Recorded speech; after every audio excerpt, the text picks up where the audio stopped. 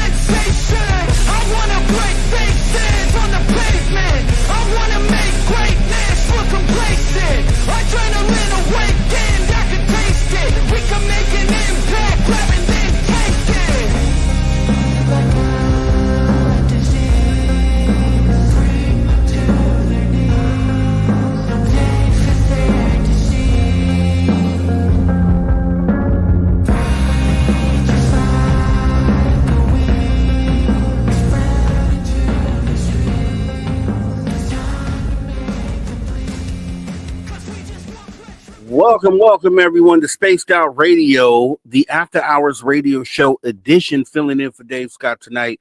I am your host, Mr. Rob G. We're going to have a fantastic night tonight as we talk phantoms, monsters, and cryptids with none other than the guy who does it all, Lon Strickler. We have him here once a month, and I'm blessed to be here on the night where we get to speak to him here. So we're going to have a fantastic show, hours 1 and 2 with Lon, and then hour 3, we'll get into some Steve Stockton missing person mysteries, and then the UFO report with none other than our guy, Tim James. It's going to be an awesome show. Make sure you guys don't go anywhere. Let me go ahead and jump in the audience and see who came in first. So, according to the list here, we have Karen in the Woo Train coming in with that gold. Race Fan coming in with that silver. And then we'll give it to, who else do we have? We'll give it to Robert Lamont Jr. with that bronze. Oh, it's going to be an awesome show tonight, guys. We're going to have Dirty Phil joining us as well, looks like. So for the first hour, it's going to be awesome, guys. Let's see who else is showing up here. We got Eternity Eternal saying hi, Rob G. Hey, Eternity Eternal. Thanks for coming on in. We have Double Day Clements. Thanks for coming on in. We appreciate you showing up here at the show tonight. Let's see. We have Laura Lobs, thanks for coming on in. Thanks for your support tonight. We have Tamothman, thanks for coming on in. We appreciate you showing up. Kathy Evans is here. Thanks for showing up here tonight, Kathy. We appreciate you coming into the show tonight. We got Melvin WD-40 getting us lubed up, getting ready to get into the show. We do appreciate you coming in as well, sir. Getting down the list. We're getting Steph. Not that Steph. Don't side-eye me. Hey, guys. Thanks for coming on in tonight, Steph. We do appreciate you. Let's see. Who else do we have here? Let's get down the list here. I said Laura Lobs. Let's say it again. You can never say Laura Lobs too many times. We got Seven Systems. Thanks for coming on in, Seven Systems. Let's see. How many more can we get before we start the show? Frankie B. Frankie B is in the building. Thank you, Frankie. Thanks for coming in. We got Richard Minnick. We got Operation Shutdown. Appreciate you all showing up as we get ready to start the podcast side of this thing here. Let's get that going. Welcome to Spaced Out Radio, the After Hours Radio Show edition. As I'm filling in for Dave Scott tonight, I'm your host tonight, Mr. Rob G. And we're going to be getting in some good stuff here with Lon Strickler, Phantoms, Monsters, Cryptids, all sorts of things that go bumping tonight for hours 1 and 2. And then we'll get into the UFO report with Tim James and Steve Stockton, Missing Person Mysteries for hour 3. Guys, kick back, get ready to get into the show tonight. Let's get pumped. Let's get it going. Here we go.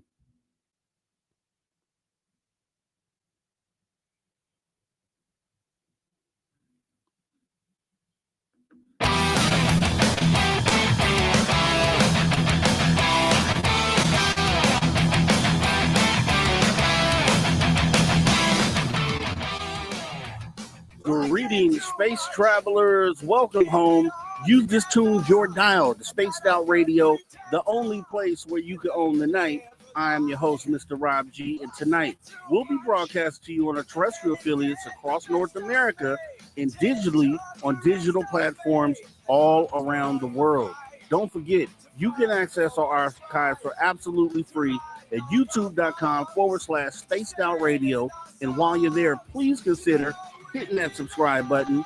Also, don't forget to follow us on X and Instagram at Spaced Out Radio and at Spaced Out Radio Show. Our website is still spacedoutradio.com, where the options are endless.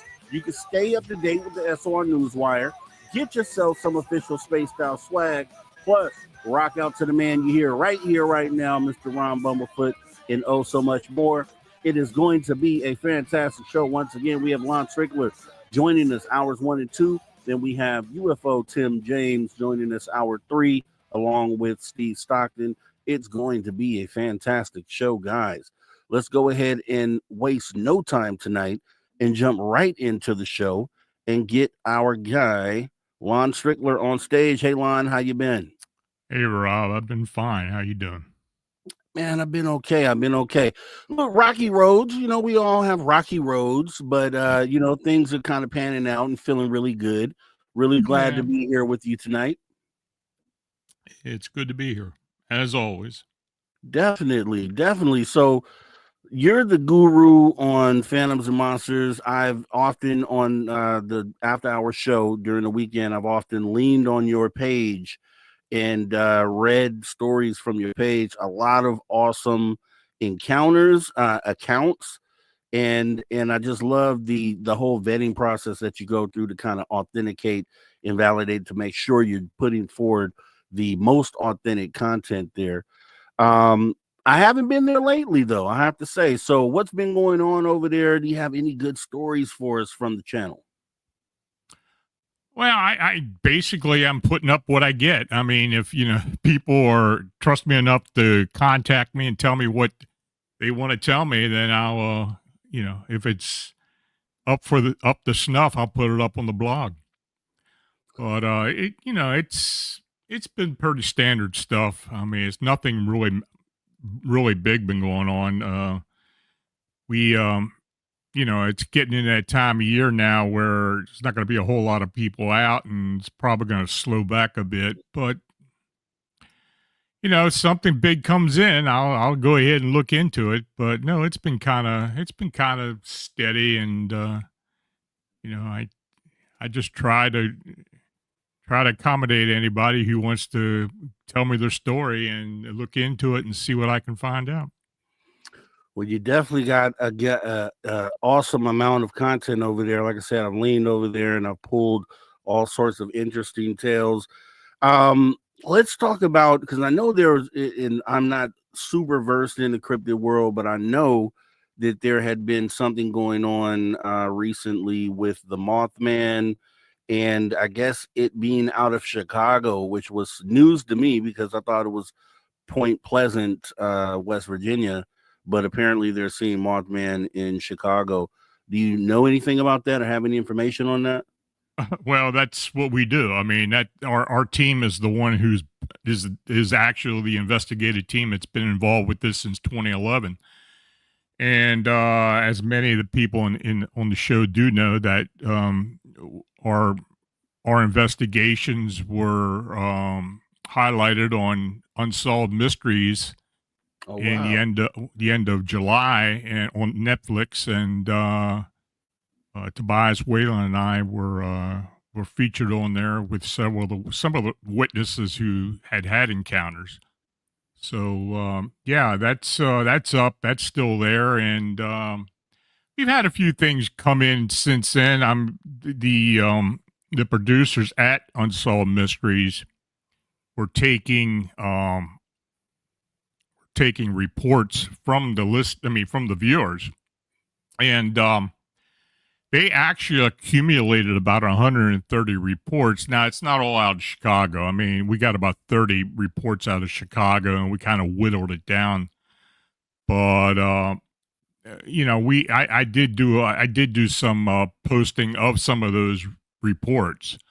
So and yeah, it's, you know, it just keeps on going. I mean, this is the cryptid that, you know, it just keeps on giving, and you know, it kind of, you know, you can never tell when it's going to pick up. Sometimes it just, you know, we get blasted with a whole bunch of them, and then other times it just slows up. So yeah, but we're busy on it. We're keeping our eyes on what's going on in the Chicagoland area, and doing the best we can to report the phenomena. Yeah, it is. It's so weird because it doesn't seem to be. If you had to take a guess at this, based on all the reports you've taken in, is could you count on maybe not having these cryptids region locked, and so maybe you get a Mothman sighting somewhere across the world? Have you heard of anything like that? And then what's your perspective on that? Yeah, it's a worldwide phenomena. I mean, it's not necessarily Mothman. It's more so we classify as winged humanoids. Mm. But many times the descriptions are very similar to the original Mothman, but then we got some differences as well. The Chicago winged humanoids basically are somewhat different as opposed to what was seen at Point Pleasant and some other places. The wings in particular, for the most part, have been of a bat wing, membrane wing, gargoyle wing, anywhere from 12 to 15 foot in full span. Um, the creature itself is humanoid with legs and arms, sometimes attached to the wings, sometimes detached from the wings. Very emaciated, dark in color. Sometimes it's shiny or looks wet. And I'd say maybe 75 to 80% do have the red eyes. Now it's not like the sightings at Point Pleasant as far as the eye inset. The eyes are basically on a separate head, a head just like a humanoid head, but as opposed to the eyes being inset on the upper part of the body of the Mothman. So it's a little bit different, but quite frankly, I mean, we're at close to 180 sightings now that we believe are legitimate sightings, and this being is pretty well, you know, the sightings and the descriptions are pretty similar. So what everybody sees, and yeah, it just continues on, and you know, as long as we keep getting the information, we're going to keep reporting it. That is awesome. That is an awesome resource for everyone to have. I don't know if people understand how lucky they are to have all that data already compiled. But when you categorize these things, so because when we look at winged humanoids or just things that are flying in the sky, essentially, do those cross at any point with like the reports that you get out of Mexico where they have, like, I guess you could say flying, but most likely levitating sort of humanoid figures? Are those in the same category, or do those fall into separate categories?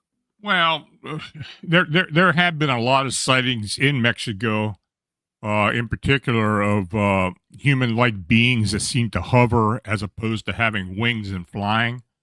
Um, it's a little bit different, but all in all, the sightings have been pretty standard. I mean, as far as what they're all described as, uh, we have been getting sighting reports worldwide. In the Americas, and particularly North America, is where most of the sightings are. But we've been getting sightings down in South America, over in Europe, as well as Asia, and also, yeah, it is a worldwide phenomenon. And as I go through that list that I did receive from Unsolved Mysteries, and try to contact some of these foreign witnesses, I will eventually start posting some of that.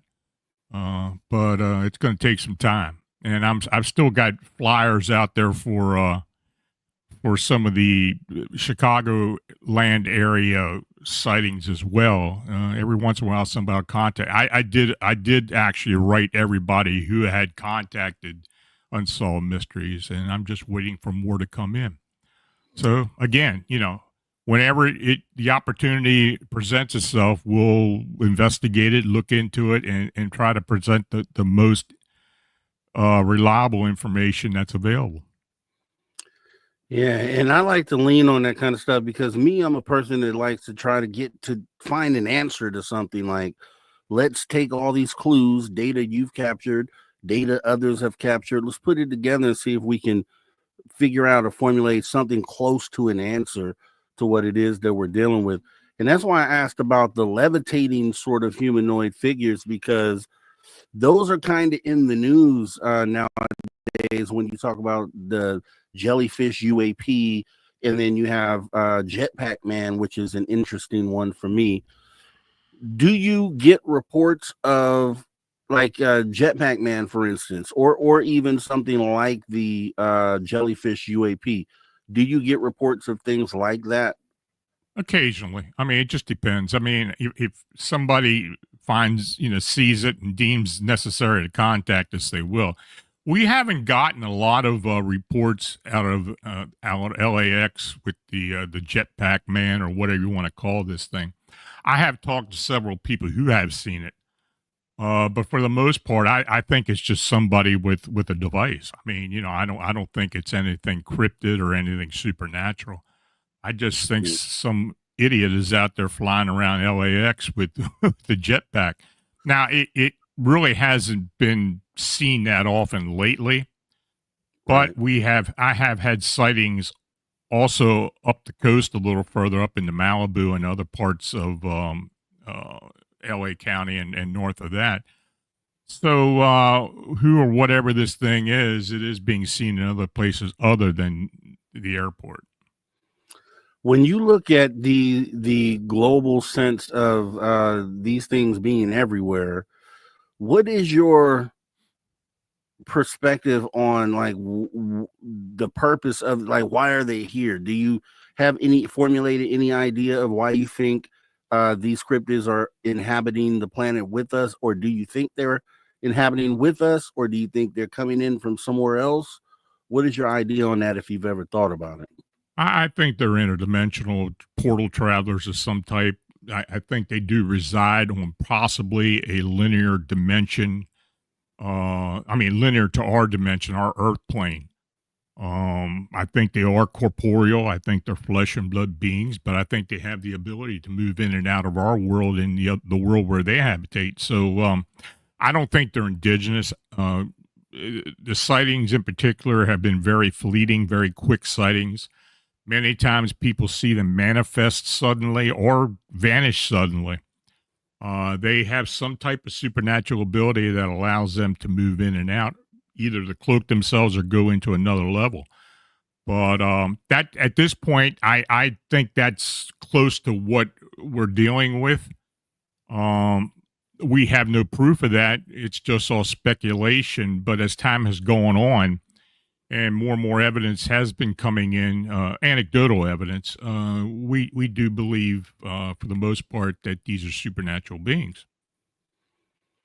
Wow. In the work that you do, and I always ask this to researchers and people who compile data in the fashion that you do, what is the end goal for you in corroborating all this evidence? Do you want to pass it over to someone to continue, or do you want to try to, get to an answer at some point soon, or like what is the end goal, I guess, for your research? Well, I mean, if we do get answers, that's great. I mean, that's the cherry on top. But I don't really have an agenda. I mean, I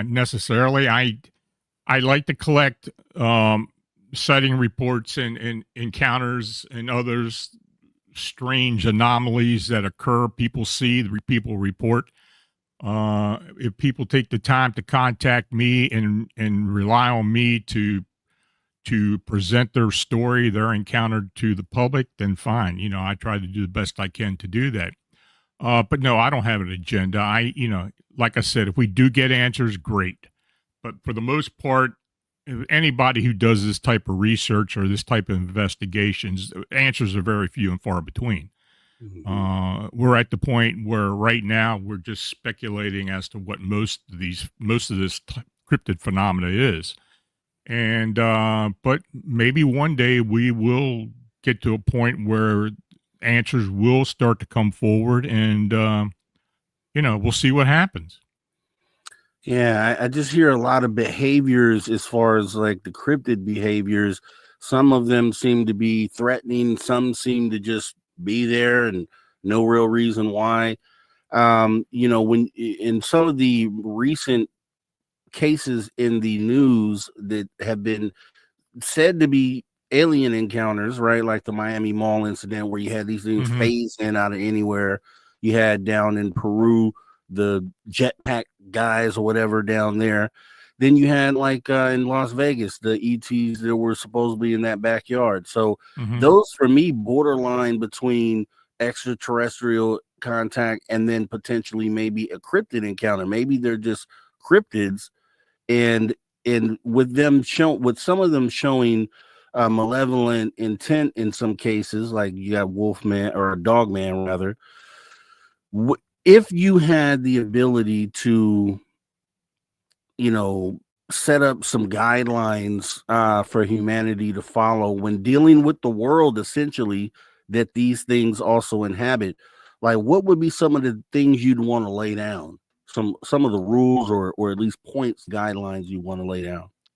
I just do my thing, and if others want to classify it or want to pick it up and take it to another level or to a level where they feel comfortable, that's the prerogative. I mean, basically, I do the work that I think is necessary to, for the most part, to figure out what is going on.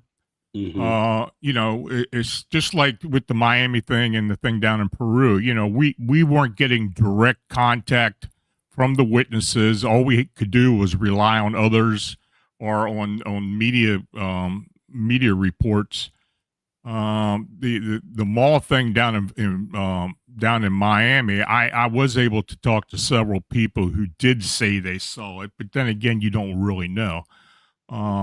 I looked into that a bit. I don't really know what to make of that. I do believe something did happen there, but it's just, we just don't really know. I mean, it's all speculation. It's, everybody's perspective is different. When you see something, you can have you can have 5 people see the same thing and they'll just all describe it a different way. That's just the nature of the beast, basically. And I'm cognizant of that, and the best I can do is just put together all the evidence I can get of any type of situation and try to determine what's really going on. At this point right now, we really don't know what is going on or what happened down in Miami and even down in Peru.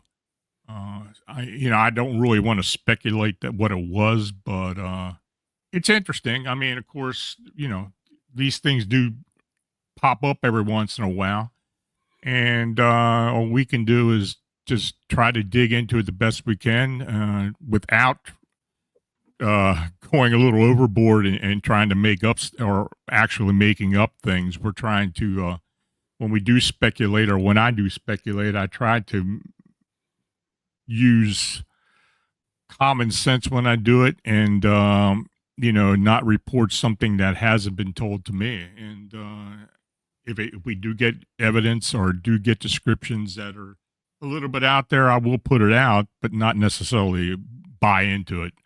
But we do the best we can with it. Okay, nice. Yeah, because my whole thing is, in the way I look at, especially if these things are out there inhabiting the planet with us, that people should be made aware. There should be some sort of guidelines in place going into a forest where a dog man might be, or a Bigfoot you might run across one of these things. And just instead of waiting for something to happen to someone, which maybe it already has, we don't know, but just having those warnings, or just giving people the opportunity to say, hey, I don't want to go down that dark alley because there's cryptids out here, and no telling what I might run into. Just kind of allowing people to make educated guesses as far as how their life is affected, essentially. So that's kind of what drives me. So I kind of lean on the evidentiary collectors like yourself to kind of take that data and then move it forward, as you were saying earlier. So that's awesome. But let's kind of get into, I know you have a list of cryptid of stories here on your site. I don't know if I were to mention any, if you would recall them. But I was looking at your site, and you had one up there that was about the Kentucky experiencer describing alien or abduction attempt and Men in Black encounter. Do you recall that story? Yeah, I sent a few up to Dave like I do every month, and these are reports for the most part that I've gotten in recent times.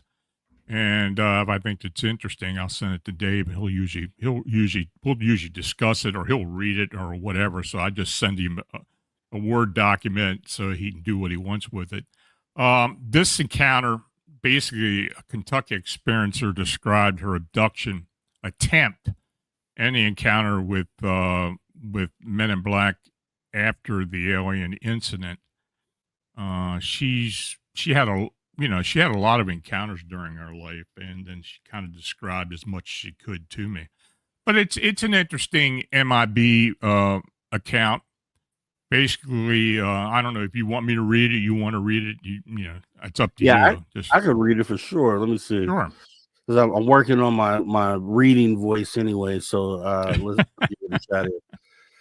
So this is Kentucky experiencer describes her abduction attempt and an encounter with MIBs, or Men in Black, after the alien incident. She also mentions a tall, dark figure she saw in the neighboring cemetery as a child. Lon received this following email. I was born, raised, and continue to live in the mountains of eastern Kentucky. I have experienced various paranormal activities all through my life. This includes UFOs, alien abduction, and other activities I attribute to alien beings. The incident that was the most overwhelming was on the night when gray aliens came to me to take me while I was pregnant. I simply wanted no part of this. When they approached me from across the bedroom, I jumped up and grabbed one of the two beings by its lean neck. I squeezed as hard as I could until I heard a crack. It dropped to the floor as its head fell back across the spine. The other gray seemed shocked, though it was hard to read in expression. It gathered the injured companion and quickly disappeared into the bright light that originally flooded the master bathroom. I felt very bad about the incident, but had been out of sorts all day, and I didn't want to be bothered. When I was a girl, we lived beside an old cemetery. On some nights, I would get the urge to look out my bedroom window. When I did, I would notice a tall, dark figure that seemed to be watching our house. One evening at dusk, while in our yard, I was approached by a tall black cloak being with the glow coming from his face. It stood and watched me for a few seconds, then turned and disappeared. And we'll put a pin in it right there. We'll finish up right after this break, guys. Don't go anywhere. We have Lon Strickler talking phantom, monsters, and cryptids right here on the After Hours Radio Show. Filling in for Dave Scott tonight. It's me, Mr. Rob G.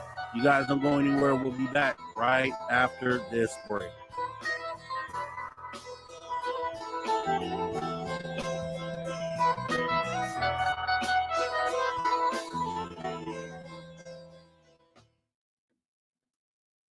we are clear, Lon. We have 5 minutes in case you need to do anything real quick. Dirty Filth is in the building joining us. It's been a while, Filth. So glad to have you here, buddy. I was extremely busy with work. Yeah, and you're doing more work right now. Good work as well. This is fun stuff. Oh, this is working in the warehouse isn't as fun as drawing cartoons. Oh yeah, I got you there, buddy. I got you there. Totally understand. However, my warehouse has dogs all the time, so it works out pretty good. Oh, okay. So you're a dog and a cat person? You're just an animal guy? I like most animals. I don't know, something like a gorilla that could break my spine or a Sasquatch. I don't know if we can be friends, but dogs and cats, yes. Awesome. Well, I'm glad you joined us tonight so I can get to see you bring together this awesome artwork like you do every other night. And just appreciate you, man. Just want to let you know that. Well, thank you. I was having trouble with my camera earlier. I'm not a very good tech guy. I'm basically about the tech level of the VHS or the VCR. That's about it. I can work those pretty good, but those digital stuff, everything used to be plug and play. Now you plug it in and you gotta go download the software for it and all this craziness. It's insane. Yeah. Anyways, I'm rambling. I apologize. Which is all good. We love it.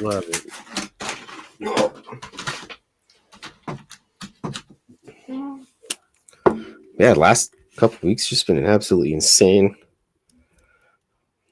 Tell me about it. You know, we didn't get all the UFOs that we wanted, but the Dogman and his red eyeballs. I go with the red eyeballs for Dogman. I'm sorry, Lon. Oh, also, there he is. You guys were talking about the shadow being at the Bayside Market in Florida. Well, I've got the actual photo of what happened right there. Wow. Yeah, there it is. I had an informant in Florida that was able to get me this picture. It's like, hey, you're a shadow alien. You should be worn in disguise. He really needed flip-flops for the beach. That's the entire reason he went there. I love it, Phil. Here's the best part with it. Here's what the alien is carrying. Oh, yeah. See undies, okay. Anyways, you guys were talking about that, and I had to go dig that out of the filing cabinet beside me, just covering cat hair. And that is awesome. Well, Search and Destroy says the great Filthy in the building. Thanks for your support of Space Out Radio, Search and Destroy. We do appreciate that, and I know Phil does. You know what I realized today? I've been drawing cartoons on the show for just about 2 years now. You been around here that long? I know. Yeah. It was 2022. I started drawing kind of after the Vegas show we had.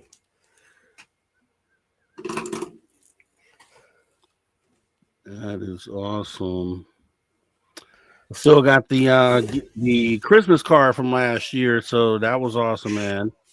That was appreciated. Oh yeah, if you get the same mailing address. Oh, also Lon, I got your mailing. You haven't moved, have you? No.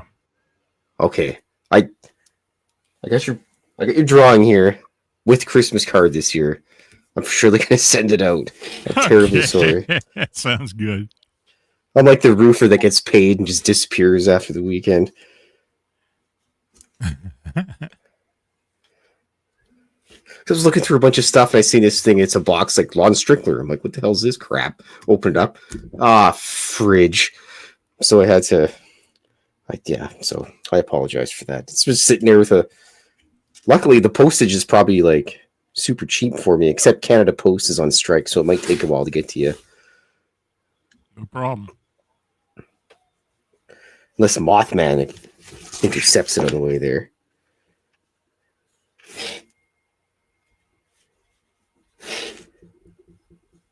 All right, we got about 30 seconds here. I'm going to go into no swearing mode.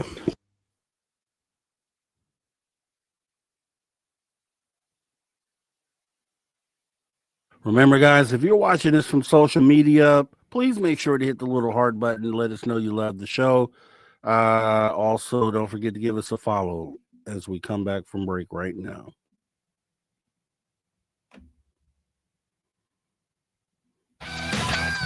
All right, everyone, welcome back to Spaced Out Radio, the After Hours Radio Show edition. Because I'm filling in for Dave Scott tonight. I'm your host, Mr. Rob G. We're going to go ahead and get right back into the conversation here, talking Phantoms, Monsters, Cryptids, with the guy who knows it best, Lon Strickler. Remember, if you missed any of this show, if you're coming in late, you can jump in our archives at any time, youtube.com/@SpacedOutRadio, as we go ahead and jump right back into the show here. So I was right in the middle of reading one of the entries on Lon's PhantomandMonsters.com, and make sure you guys go check out his website because it's completely super awesome and has so many different cases there that you'll be there for days, believe me. As we go ahead and jump right back into this story, this was about the Kentucky experiencer describing abduction attempt and Men in Black encounter.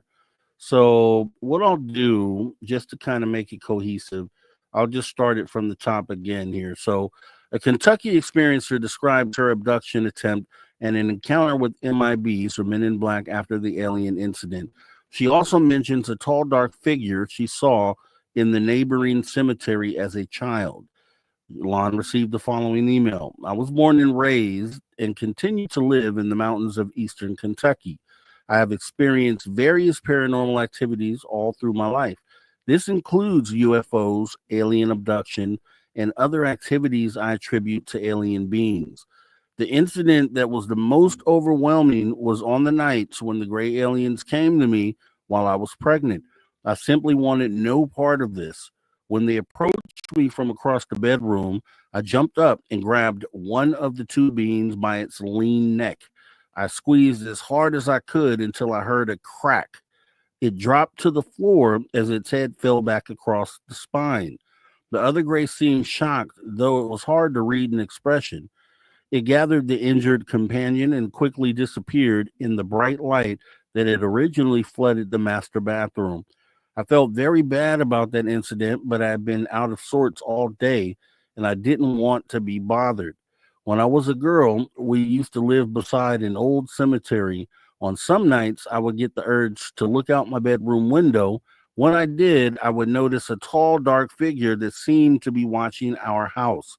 One evening at dusk, while in our yard, I was approached by a tall, black cloaked being with a glow coming from its face. It stood and watched me for a few seconds and then turned and disappeared. I have noticed over the years that large, dark-colored cars would follow me on occasion. This would happen on highways and mountain roads. My husband and I have also noticed black helicopters flying above us while driving and over our residence.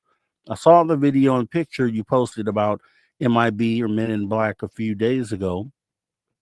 When I saw the video, it shocked me. In July 2006, a strange incident occurred while my daughter and I were sitting on our front porch. I never heard or saw a car, but two of these MIBs appeared from around the side of the house and approached us. The pale-faced men were dressed in black silk suits, white shirts, black ties, and fedora dress hats. They each carried a thin briefcase and walked stiffly as they approached. When they reached the steps, they stood still and looked at me. My daughter quickly ran into the house. I then looked into the eyes of the Men in Black nearest me. The color was a vivid lavender, and I felt compelled to continue looking. After a few seconds, the nearest Men in Black spoke in a very clear, low-pitched voice. It asked if we had, quote, experienced any unusual activity that I thought I should report. It was an odd question, but I quickly said no. The being then briefly smiled and thanked me for my time. Both MIBs turned and walked toward the road and were soon out of sight. I can't say that I was scared, but I have not had any type of paranormal or alien activity since the MIB visited. I was wondering if people who have had paranormal incidents throughout their lives realize the activity ceases after they are visited by MIB. Do these MIBs usually appear out of nowhere? I'd appreciate some information. Thanks, Carrie. Okay. Now that right there, that's kind of creepy right there. I had a lady come to my door that was under the same. She wasn't Men in Black though, but it was very strange because she came to my door, fourth house off the corner. Then she asked me if she could come in the house and use the shower, almost like some Black-Eyed Kids stuff. And we told her no, can't come in, and she left. Now here's the crazy part, Lon. She did not trigger the Ring camera walking up the driveway to the door, or trigger the camera leaving the house. And I was blown away. So yeah, that's not unusual. That does happen.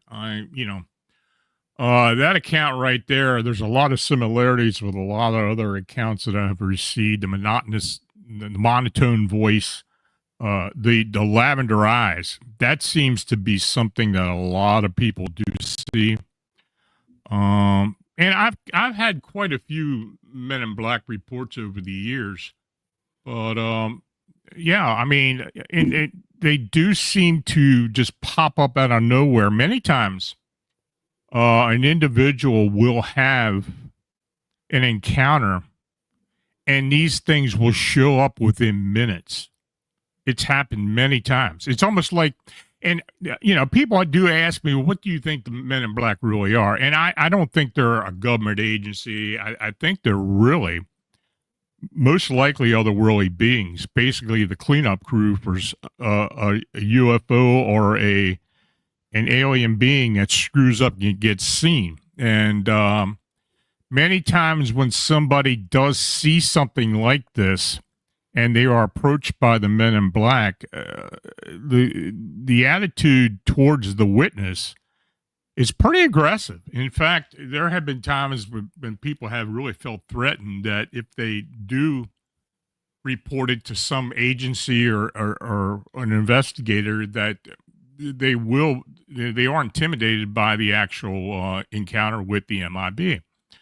So, and I've had several people tell me that. So, yeah, I think they are. I think they are extraterrestrial, or whatever you want to call them, otherworldly, alien beings, or whatever you want to say they are. I think they're kind of the cleanup crew. They're the ones that try to hide the mistakes, or when somebody does see something, and they're just trying to keep it from getting out into the public.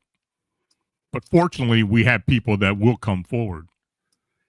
That is awesome, actually. The cleanup crew. That makes way more sense than anything else that I've heard of them being humans working on behalf of ETs. The cleanup crew and being probably likely ETs themselves makes way more sense, and is pretty scary as well. I know we have a few more stories here. So we have this one here, and I can read or you can read, Lon. Either way, I don't know if you want to read. It doesn't matter. It's up to you. However you want. Yeah, if you could read the next one. Okay. Well, this is one I got recently. The writer describes a story that his great-grandmother would talk about the time when she was as a young woman encountered a human-like being that had bright green eyes and telepathically spoke to her. Now, in the account, the submitter wrote, "My great-grandmother had a cool story that always stuck with me. For reference, this happened in the early 1940s or 1950s and as recounted by my grandmother. So here's the story. My great-grandmother used to work at a gas station sometime after Second World War. She was young at the time, and this was before she met my great-grandfather. Now, she was in her early 20s, but she may have been a teenager working to stock shelves or sell cigarettes. Now, this was around the time the modern child labor laws started to come into effect. So I believe this was either in Canada or the UK. They didn't give me an idea where it actually happened at. So I know for sure she was old enough to work at the counter, and since cigarettes weren't ever really seen as toxic around that time, she was able to sell them. Now, one day, she had been working her usual shift when a tall man walked in. He was normal looking, wore a fedora and tan suit, very formal, very human at first glance. He was clean shaven with brown hair and a very normal looking face, not chubby or heavy at the jawline, but fit and relatively plain. Now, his skin color was white, but slightly tanned. He had no visible beard stubble or age marks, no freckles or moles. His hair was short, almost shaved, but clearly visible. Now, as the man approached the counter, he asked simply for a pack of cigarettes in a very human-like tone.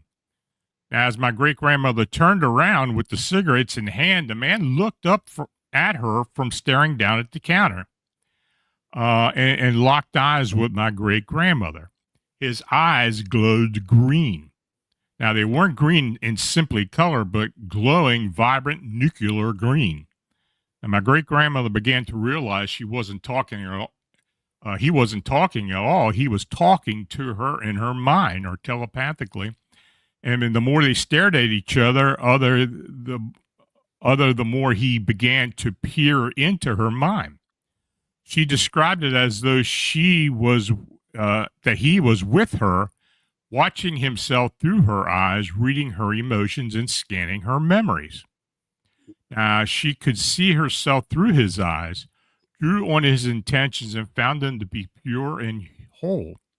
Compelled, she slid the cigarettes to him and simply smiled as any normal man, and he simply smiled as any normal man with emotion would, broke eye contact, and walked out the door. Now, naturally, my great-grandmother followed him outside, keeping him relatively close. She saw him stare back at her over his shoulder, and he walked away and simply vanished. Now, his green eyes peered back at her one final time as he just vanished into thin air, effectively dematerializing from reality. Now, this was before Roswell or the notion of extraterrestrial became popular, because my great-grandmother didn't ever think the man was an alien. In fact, she thought it was an angel for the longest time. Now, she never once felt threatened by the man, and he simply became known in the family as the man with the green eyes. Now, many years later, my mother experienced a slew of strange dreams involving aliens, particularly where they create hybrids between themselves and us humans to blend into society. Now, the dreams had been consistent, but she believed they weren't able to tolerate our planet's atmosphere for some reason, so created genetic hybrids to act as agents on Earth as we near a certain landmark in our society, thus welcoming us to the galactic community when we reach that landmark. Now, they view us with benevolent curiosity and are part of a wider community that preserves primitive planets. This community consists of many different alien races, thus explaining the differences in accounts ranging from beings themselves to actual spacecraft.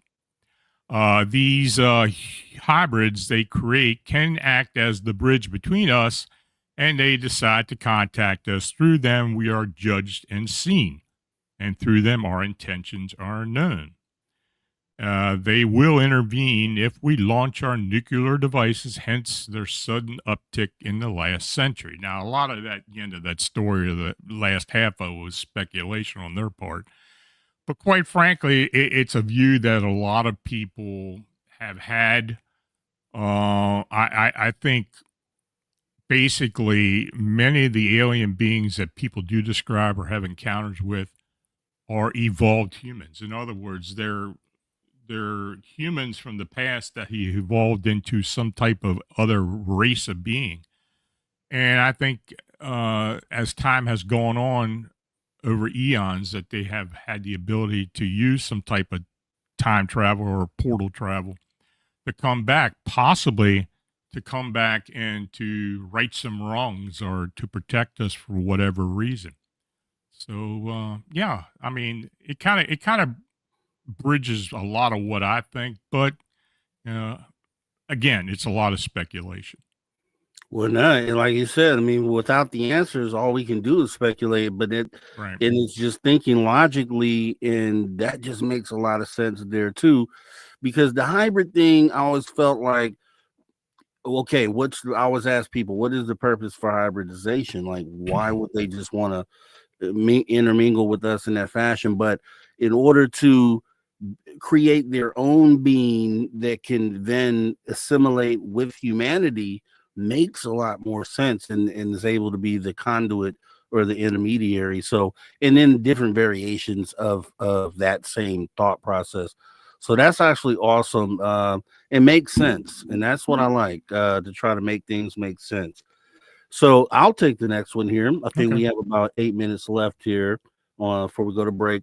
So this one, a Vancouver, British Columbia UFO experiencer receives a visit from two men in black who state that they are from Canadian Air Defense. This was the beginning of a strange ordeal. I received the following account from a friend of the experiencer.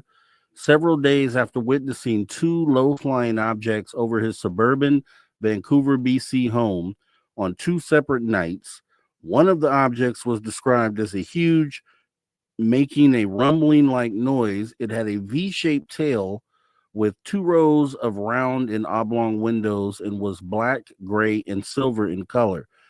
And after receiving a suspicious phone call from someone claiming to be a general from the Canadian Armed Forces, two strange men appeared at the door of the witness's residence. They produced wallets, one black, one brown, containing photo IDs that stated they were from the Canadian Air Defense. They asked me to come inside. The witness extended his hand but was ignored. Moving into the house, they took them through the kitchen area, but they stopped upon seeing the microwave. After some questioning, the witness lowered a portion of a counter and they carefully slid through the extra space. Sitting down, they produced a small silver colored tape recorder and inserted a small disc between a nickel and a quarter in size. On entering the house, one of the men had noticed an unusual walking stick in the hallway, to which he remarked that the head of the stick's carving, painted red, reminded him of primates back home. The two men were olive skinned and appeared to have slanted eyes. Each wore glasses with thick rims. They wore gray suits with black shirts. One had a clip that contained a red stone that flickered. The other had a ruby ring surrounded with diamonds. His watch was square, but without apparent hands, instead being encircled with buttons that periodically illuminated from white to green to mauve. The strap appeared to be molded into the skin and was a solid steel band. The belt on his pants was of metallic strips with a square buckle. Both had very large feet, estimated to be 14 inches. Each carried a briefcase that was heavy and cold. When sitting down, they never relaxed in their chairs, but retained a stiff back the whole time. Not once did they speak to each other during their stay in the house during the night. The witnesses' two cats were extremely agitated the whole time during the visitor's stay.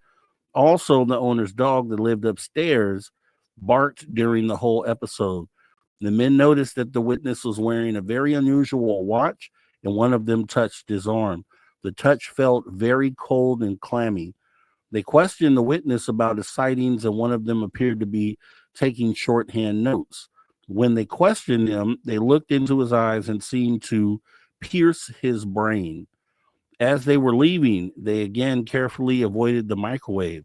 Outside in the yard, they spent about 30 minutes scouring the ground with the Geiger counter. As they rounded the corner of the house, the witnesses went from the kitchen to the bedroom, which gave him a clearer view of the driveway and the road. Despite the very short period it took him to achieve this, the two men were not in sight, nor was a car leaving, or no car door could be heard slamming. They had vanished. Later, they discovered that on the windowsill, only 6 inches behind, one of the men had been sitting was a Windex bottle and was partially melted as if heat had been applied to it. Alongside was a cassette warped similarly. The witness suffered from a severe migraine-type headache after the two men left. His eyes also felt gritty and teary, and his face now appeared sunburned. He also suffered from strange dreams, one that was of lying prone on a table in a round room with a bright light above him, then sensing being touched. 2 days later, while going outside his house, the witnesses saw the same two men he had seen before in the driveway. Both were dressed in white coveralls. One was carrying a Geiger counter, the other a 12 to 16-inch parabolic dish in his hand pointing to the sky, plus earphones and a microphone that was attached. He appeared to be searching for the sky. The wires all led to the black box at his waist. At one point, he had what looked like a camera, although not video, aimed at a tree over which the UFO had been originally seen. During the time they were together, neither was seen speaking to each other, nor was seen any car seen which they might have arrived in. In December, a few days after Christmas, a man appeared at a door of the witness. He stated that he had come to see his unusual watch. He stated that his name was Mr. Smith and showed some ID. He wore a dark charcoal suit, a white shirt, and a black tie. He also wore a black fedora.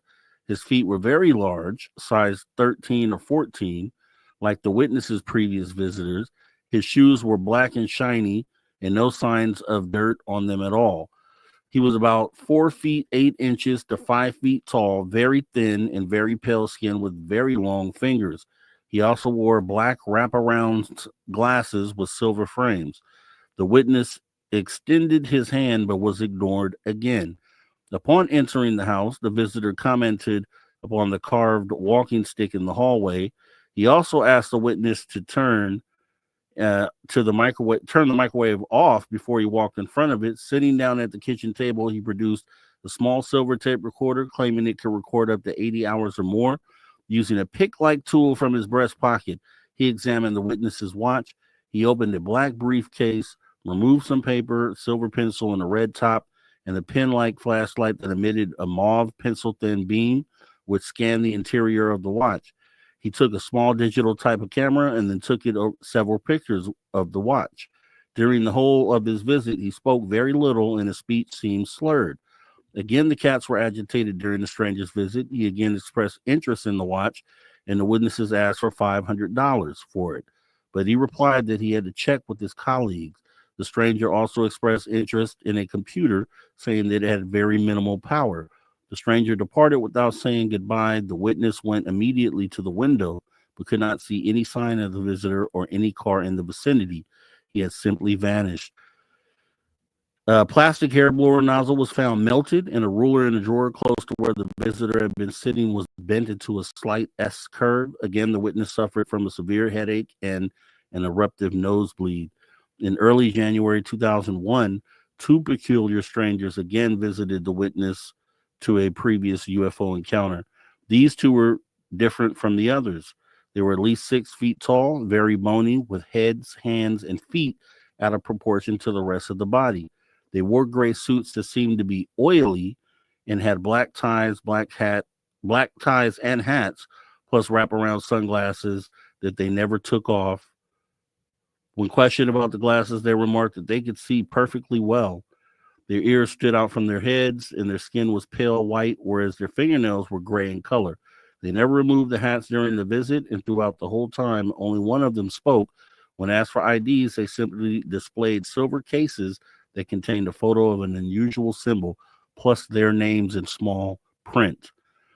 Upon entering the kitchen, they asked the witness to please unplug the microwave as they told him to turn the computer off. And we'll have to put a pin in that one too, right there, as it was just getting juicy, guys. As we're going to go ahead and get ready to go into the break here at the bottom of the hour with our guest, Lon Strickler. We'll continue this story and more after the break. You guys don't go anywhere. Conversations that move the needle. You're listening to After Hours with Mr. Rob G on the only place where you can own the night. Spaced Out Radio. Spaced Out Radio. You've tuned your dial to the right frequency.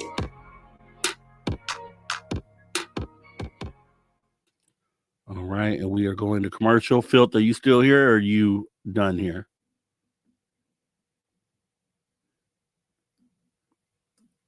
All right, we'll be back in a minute. He's muted.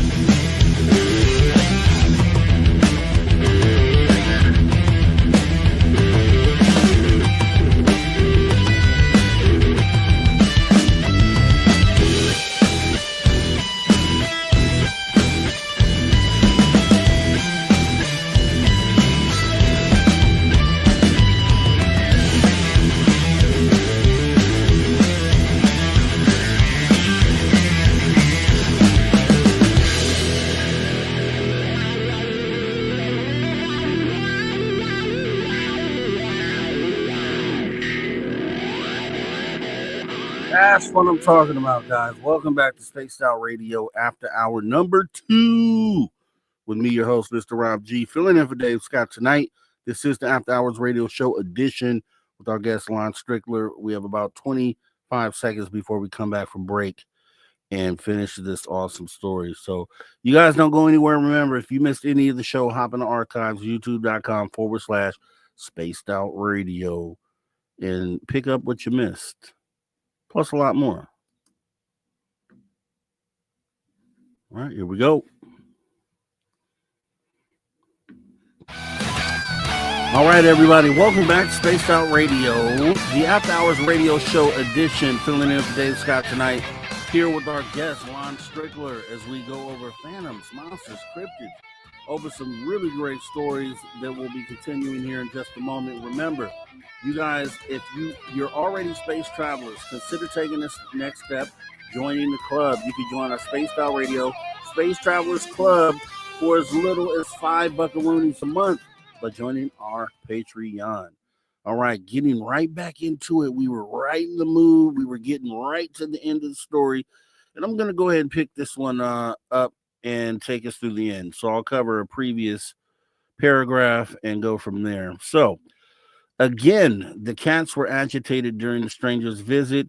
He expressed interest to the watch, and the witness asked for $500 for it, but he replied that he had to check with his colleagues. The stranger also expressed interest in a computer, saying that it had very minimal power. The stranger departed without saying goodbye. The witness went immediately to the window, but could not see any sign of the visitor or any car in the vicinity.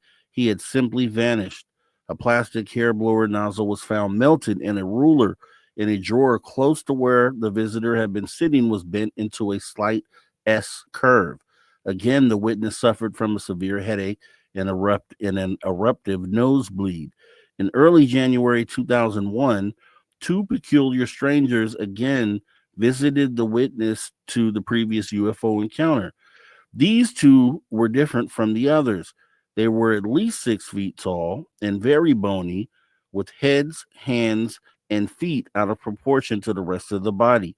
They wore gray suits and seemed to be oily and had black ties and hats, plus wraparound sunglasses that they never took off. When questioned about the glasses, they remarked that they could see perfectly well. Their ears stood out from their heads, and their skin was pale white, whereas their fingernails were gray in color. They never removed the hats during the visit, and throughout the whole time, only one of them spoke.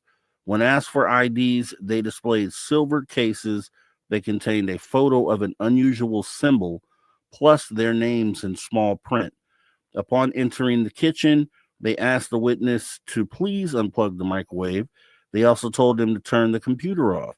The two Persian cats were going crazy, dashing around the room and trying to get out of the window, which was closed. Each man carried a briefcase and an inverted L-shaped handle. The man who did all the talking asked to see the witness's unusual watch. He then removed from his briefcase 4 small containers, each had a different colored top. Opening 2, he proceeded to pour the contents over the watch. He told the concerned witness that no harm would come to the watch. He was given $250 for the watch and told that they would give him the rest later.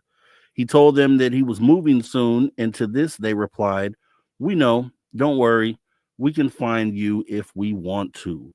They soon departed without the common courtesies, staring blankly at the witness as he extended his hand. Once again, the witness hurried to the bedroom window, only to find out, as before, no sign of either man departing, or could any vehicle be heard leaving. After the visit, the witness felt drained, had a severe headache that lasted for 2 days, and a rash on his arm, face, and chest. Yikes. Okay. What do you do with that, Lon?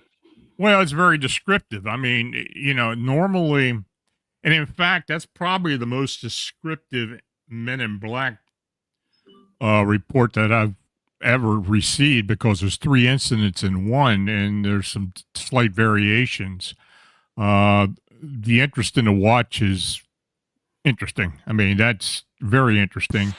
The melted objects and yeah, I mean, there's a lot there that's very similar to other reports, but again, this report is very descriptive and very detailed, and that's just rare. Yeah, and a lot of the key things that get mentioned in other cases, like the whole feeling different based on being in proximity to something there. The monotone tone, the not talking, the just a lot of the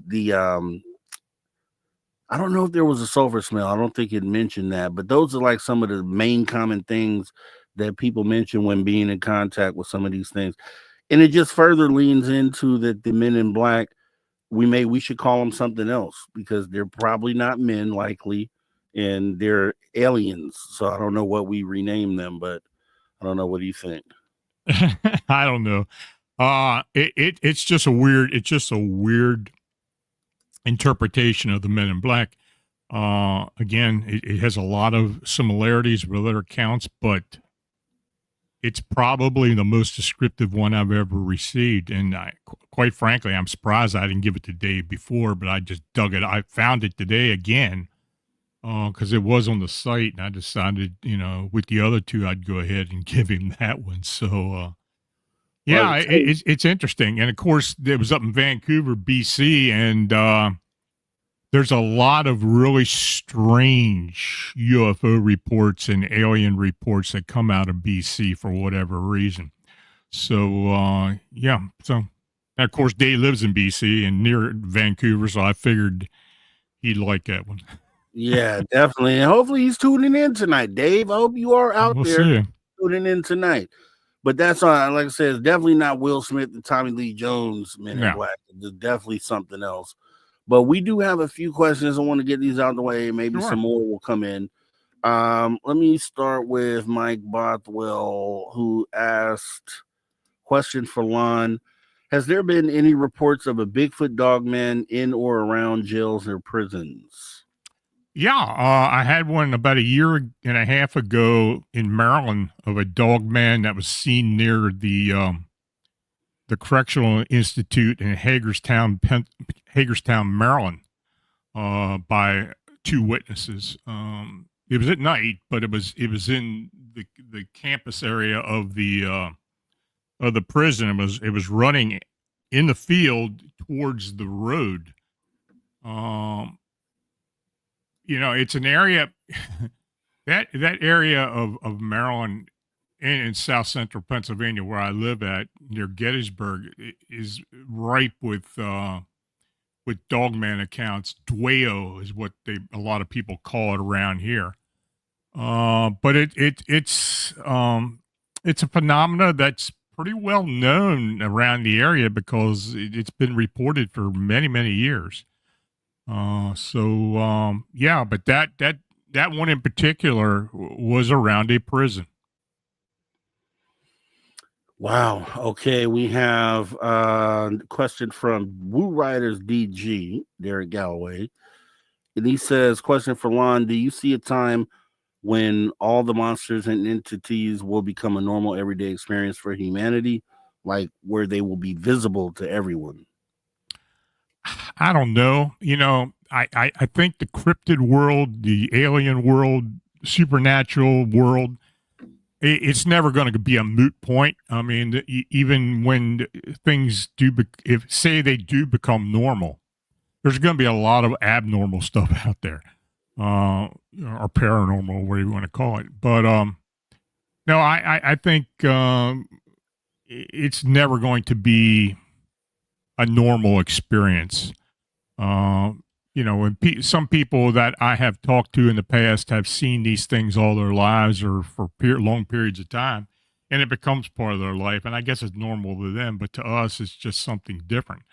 So, yeah, it's hard to tell if it'll ever become a normal thing, but who knows? Yeah, and then you got to wonder, what do cryptids think are normal or abnormal? That'd be the next question to ask. Exactly. Right? I mean, what do they think we are? I mean, Exactly. Mike Bothwell comes back with another question. Lon, have you had any stories from Guatemala or a country that isn't known for reports? I probably do, but I can't remember any offhand. Central America, we don't get a lot of reports out of Central America. Now, we do get a good deal out of South America and, of course, North America. But Central America, not so much. So, yeah, I probably do, but I can't recall any at this point. All right. And let's see. We had another one from Woo Riders DG, Lon DC. Okay, no, it's the same question. Yeah. Okay. All right. So we got that. There was I think there was a super chat in the question. Someone wanted to let you know, hey, Lon, longtime reader here, just wondering how David Eckhart is holding up. Thanks for the great info over the years. David has had some personal issues lately. I haven't talked to him at all. We kind of been out of communication for about 6 months or so, but I know he has had some issues. It's personal issues. Of course, I'm not going to go into it, but he's still around. But that's about all I can say at this point. Okay, and then we have Gary Reed who says, "What does Brother Lon think about mental or spiritual phenomena associated with UFOs and or ET contact?" Well, I mean, it does exist, I believe. I mean, I know I had an encounter. I've had a couple encounters. I've talked to many people about their encounters. There is mental and spiritual phenomena associated with UFOs and ET contact. And in fact, I think that there's something about alien abduction of humans that might tie into that.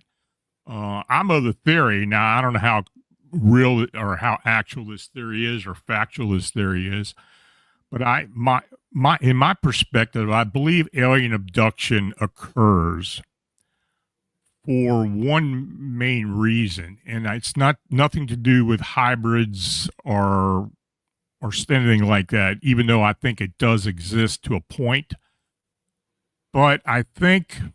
And like I said earlier, I think the alien beings are evolved humans. And I think as they have evolved over time, they have lost a lot of the characteristics that they had before and that humans do have now. And I think they're kind of either jealous of that or that they want to find it again. And I think the one part of that I think is a main issue concerning that is our belief in an afterlife. Mm-hmm. Now, for people who know, talking about David Eckhart and such, they do have a spiritual life. In other words, they do believe in a higher being, but I think they want to get back or are very intrigued by humans' ability to believe in an afterlife and that they're intuitive, that they've got psychic abilities and other types of abilities that they just no longer possess. Now, of course, that being said, they very well could have other aspects to them that we don't possess as well, but we're not really worried about that, or we're not really focusing on that. But I think, after all the abduction encounters that I have received and witnessed who I talked to over the many years, and I even wrote a book about it, I think that's a major point as to why alien abductions occur. I like that aspect of it, Lon. That's awesome. That's different. That they're potentially jealous of the abilities that we currently still have because they have lost it. And you can see where over a long period of time how we could probably morph into something that's like a gray alien for sure. And then the eyes are obviously going to get big because I would think because you are in low light conditions all the time. But yeah, that's a cool road to be able to go down. So that was awesome answer there. And Well, I think humans are humanoids, but humans in particular are a universal species. In other words, many times we talk about alien beings or extraterrestrials, they have humanoid type bodies. I think that humans are kind of a starting point and then they evolve into something else. And I think it's universal. I think it happens on all universes. I think it happens in other, other levels of universe or levels of existence. I just think the human form is a particularly very widespread species. yeah, and it's able to best interact with the physical world with limbs and digits and things like that. So that makes a lot of sense. Lon, we have to have a this type of conversation one day because I could all day jump down that hole with you, man, for sure. Let me see. We have Mike Bothwell wants to know, Lon, has the Mothman hype died down a little now, or are you still getting steady sightings? I still get sightings. It's not as prevalent as it was in 2017 and 2018, but we still get sightings, current sightings, very rare as opposed to then. But we have a lot of people who do find out about the phenomena, who had no idea it had been happening in the Chicagoland area, and they do recall something that they encountered at one point, and they contact us. So yeah, it's still alive, it's still going strong, and we're still looking deeply into it and trying to come up with answers. All right, awesome. And we had Cosmic Joe Chronicles saying, do you think that we are eventually going to evolve into a cosmic being? I think any being has the ability to evolve to some point. I mean, it's just a matter of time and location and, what the circumstances are. But I think it's very possible. Human species on Earth, I believe, if we do survive to a certain point, we will change. I mean, humanity has changed over the brief time we've been on this planet, and what's to say it won't evolve more? Maybe not good, but it's going to evolve to some point. Yeah, great answer. And Jocko Flacco is asking, Lon, what is your opinion on the 2023 Las Vegas alien encounter? I don't know. From what I saw and some of what I picked up from individuals who did report it and others who had talked to them, something did happen, I believe. As to what it was, I really don't know. But I think something otherworldly did occur. But to the extent, I really can't say. Yeah. And my thing with the Las Vegas thing is that I feel like it could easily be a cryptid encounter versus an alien encounter. I mean, because there wasn't really a lot there to point to alien besides the shooting star. I don't think those were connected, truthfully. If these things are just materialized, sounds like a lot of the cryptid stories. So I would say cryptid, but okay. Let's see. We got Woo Riders DG wants to know, Lon, what is the creepiest report you've ever got? Oh my God. I can't really distinguish the creepiest. I've had some really unusual reports. I'll have to put together, I do normally put together a lot of reports, like creepiest reports or the weirdest reports or something like that. you'd have to go to my you'd have to go to my YouTube channel, because I do present them every Friday night live, and of course the recordings are there, where I do talk about cases that I have received, the reports that I have received, and yeah, you'll find it there. But I can't really offhand remember. I mean, there's just a lot of them. I can't really distinguish one being more creepy than the other. And I keep forgetting Lon has a YouTube channel on top of the website. That's right. Make sure you guys go over there and subscribe if you're not already subscribed, because he actually, as he just stated, talks about the cases. And so definitely the website and then the YouTube channel. Make sure you guys show your support there. And let's see, we have... Okay, Firewater by Design is asking, Lon, do you feel that the cryptids are decreasing as the frequency of Earth rises? I don't necessarily think that they're actually increasing in number. I think the sightings are increasing because people are more open to reporting them as well. You know, you've got all these TV shows, the internet, and everything else where people are talking about this phenomena, or these different type of cryptid phenomena, and I think people are less resistant about reporting them. The fact that we get a lot more sighting reports now, and I think that's the reason why. Is there some type of shift or something that's causing it? I really don't think so, but I think people are recognizing different types of phenomena.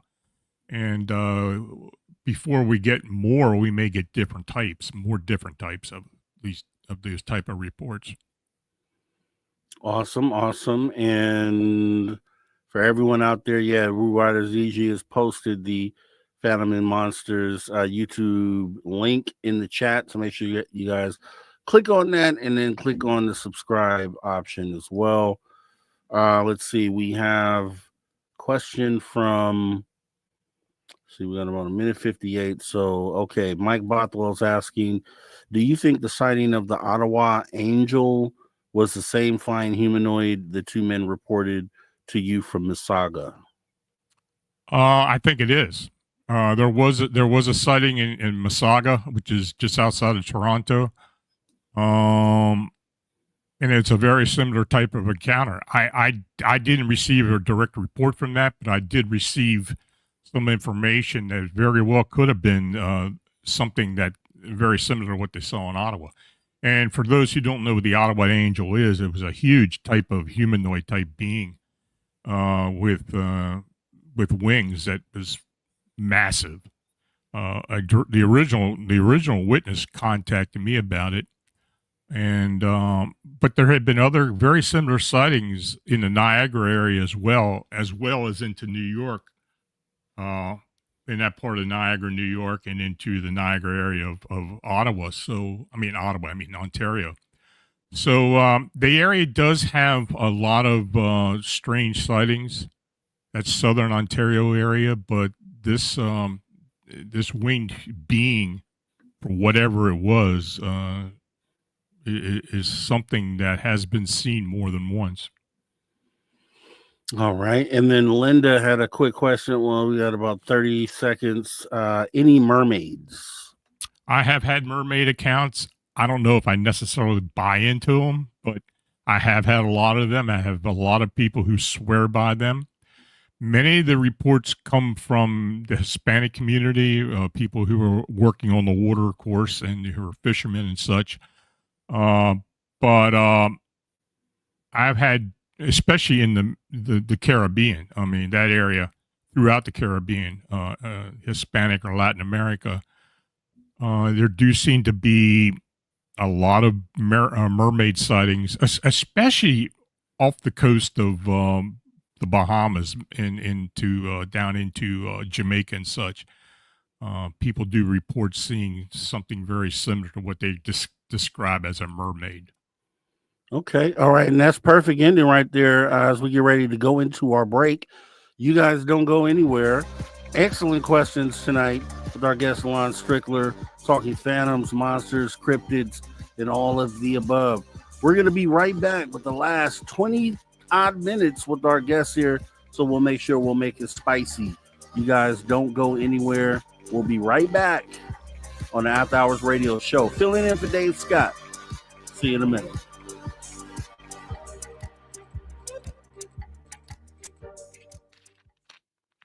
All right, we are clear. And if you had a couple more of those, Lon, that you could shoot over, that would be cool.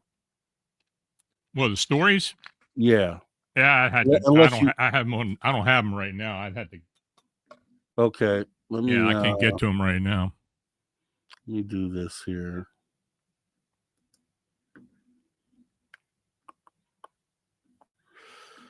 So I have your email. And as I do this, Lovey Love, Christine, Jocko Flacco, Babylon Rose, May May, Angel Breath.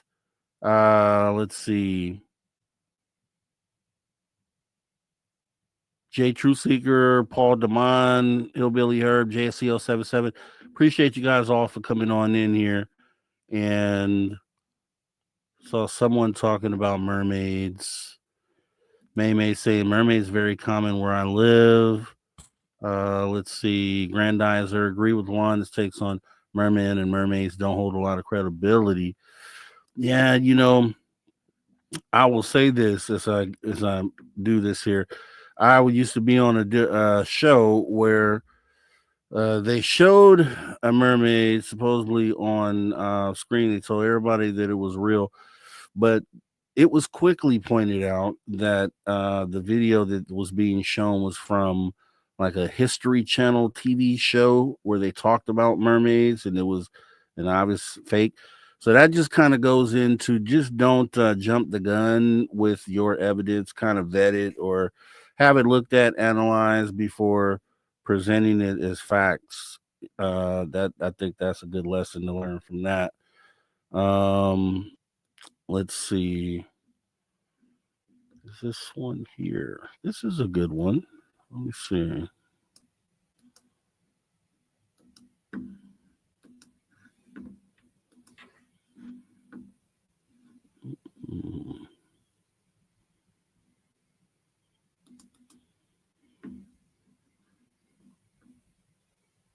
All right.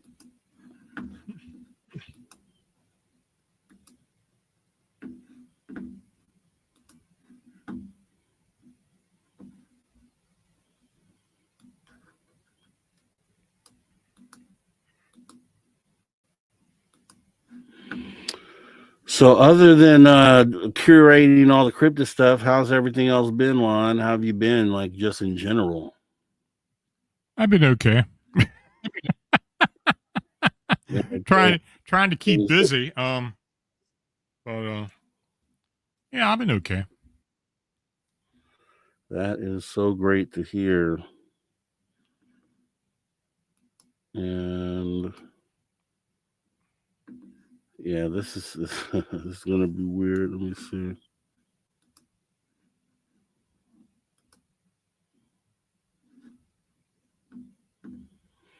If you guys haven't done so already, we would appreciate it if you go ahead and take a moment and hit the like button. Just kind of let us know if you like the show, or hit the dislike if you don't like it. Either way, just do something. And we'd appreciate it.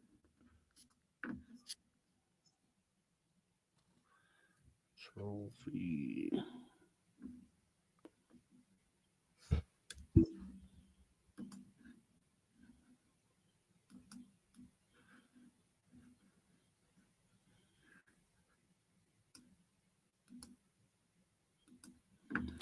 In about a minute and a half.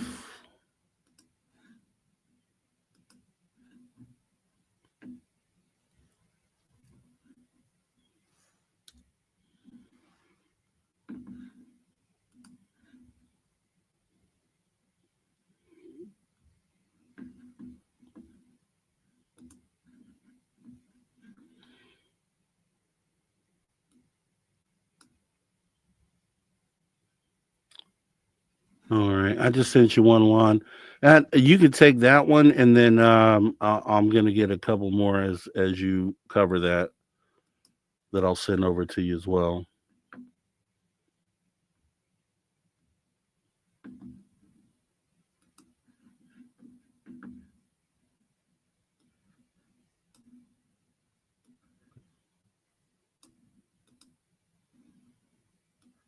The alligator man.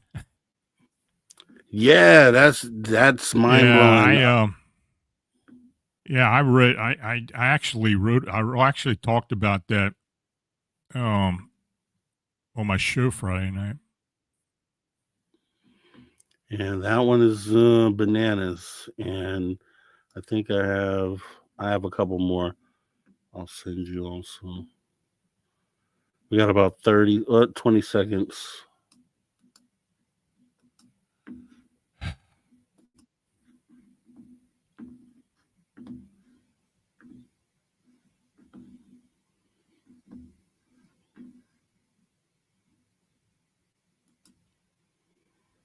All right, 5 seconds. Here we go. Welcome, everybody, back to Spaced Out Radio after hour 1.5, back on the back end of hour number 2 with our guest, Lon Strickler. Just answered a bunch of your questions here, which was awesome. If you have any more, make sure you put them in the chat. We're going to go ahead and go over some more stories here from phantomandmonsters.com. Make sure you go over there and read awesome stories or go to the YouTube page, youtube.com/@phantomandmonsters. You're going to find some great stuff there as we go ahead and get ready to jump into another story here. And Lon, if you could go ahead and take that away. Well, the one you just sent me? Yeah. Okay. Yeah, this was an account I got last week, and I did actually read it on my YouTube channel, where these two Southern Georgia hunters encountered two remarkable upright cryptids at the same location. Now this was sent to me by an investigator. I didn't talk to these gentlemen, but he swears that, he looked into it. But anyway, he tells me two men by the name of Art and Charlie were out hunting on private property in southern Georgia. They observed something come out of the tall grass. It was across a small pond, but they could see it clearly. It brought its head up out of the grass and looked around. Now, at that point, it stood up on its hind legs. It was around 6.5 feet tall with a blocky or alligator-like head. It had large claws, a big tail, and a rounded snout, which is not typical for an alligator, but it walked up to the pond and then jumped in. It began to swim in their direction, but stopped in the middle and stared at them. Now, these two experienced hunters thought about shooting, but they decided against it. So at that point, off to the right, about 50 yards away, they saw coming out of the tree line a 7-foot-tall dog-like creature walking on its hind legs. Now, one of the men looked at it through his scope and noted it looked like what he called a dang werewolf. It appeared to be watching the reptile creature intently, taking no notice of the hunters. It walked up to the water, crouched down, and then began drinking as a human would using its paws. It then peered over at the hunters. Now, as this happened, the reptile creature vanished under the water.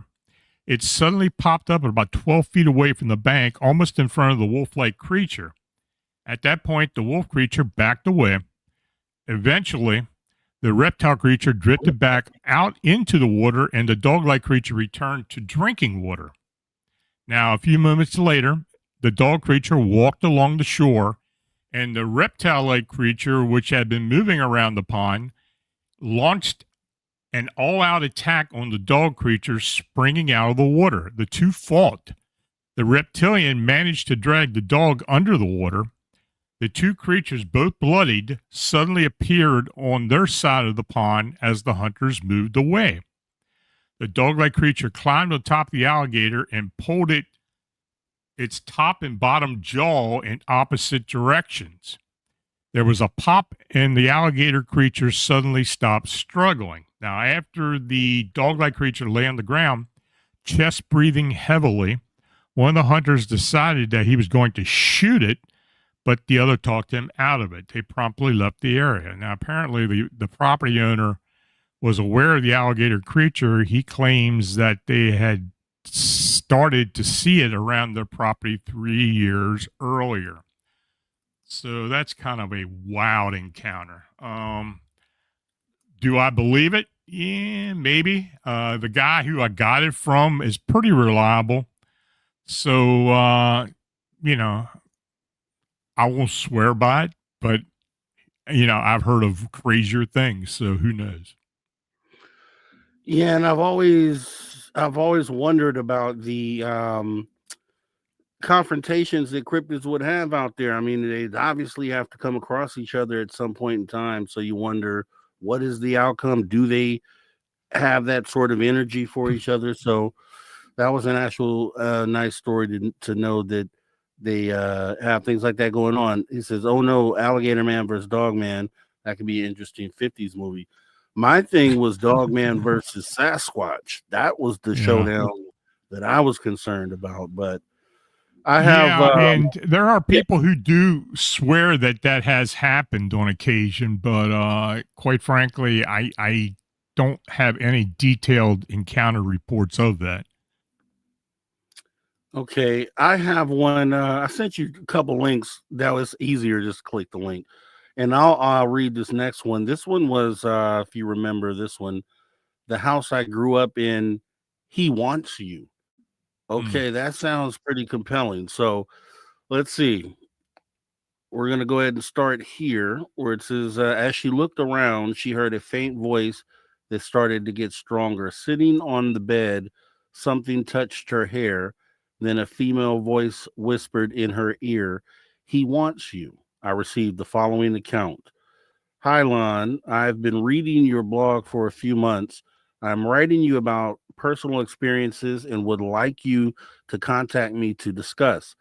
You have my permission to publish with a few conditions. I grew up in a large 2-story house in Georgia. I want to keep the location private. I lived there from the time I was 3 years old until I was in my late 20s. As long as I could remember, I experienced plenty of weird things. Many times I heard my name being called nearby and at a distance, as well as being touched. My family also experienced a variety of strange events. My mother told me that she and my father would hear doors slam downstairs at night. When they would go and investigate, all the doors were wide open, just as they had left them before they went to bed.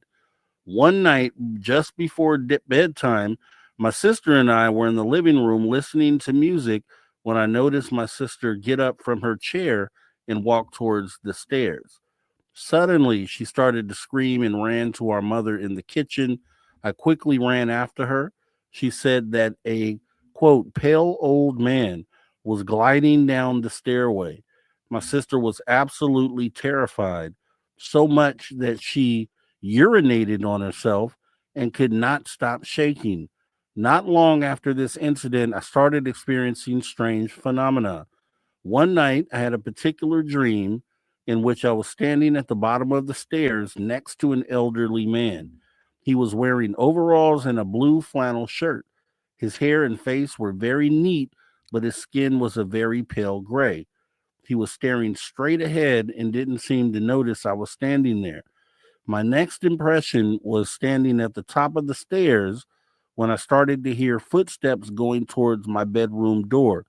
Suddenly, I woke up and realized that I had been dreaming, but I continued to hear the footsteps getting closer to my bedroom door. I know for a fact that I was awake.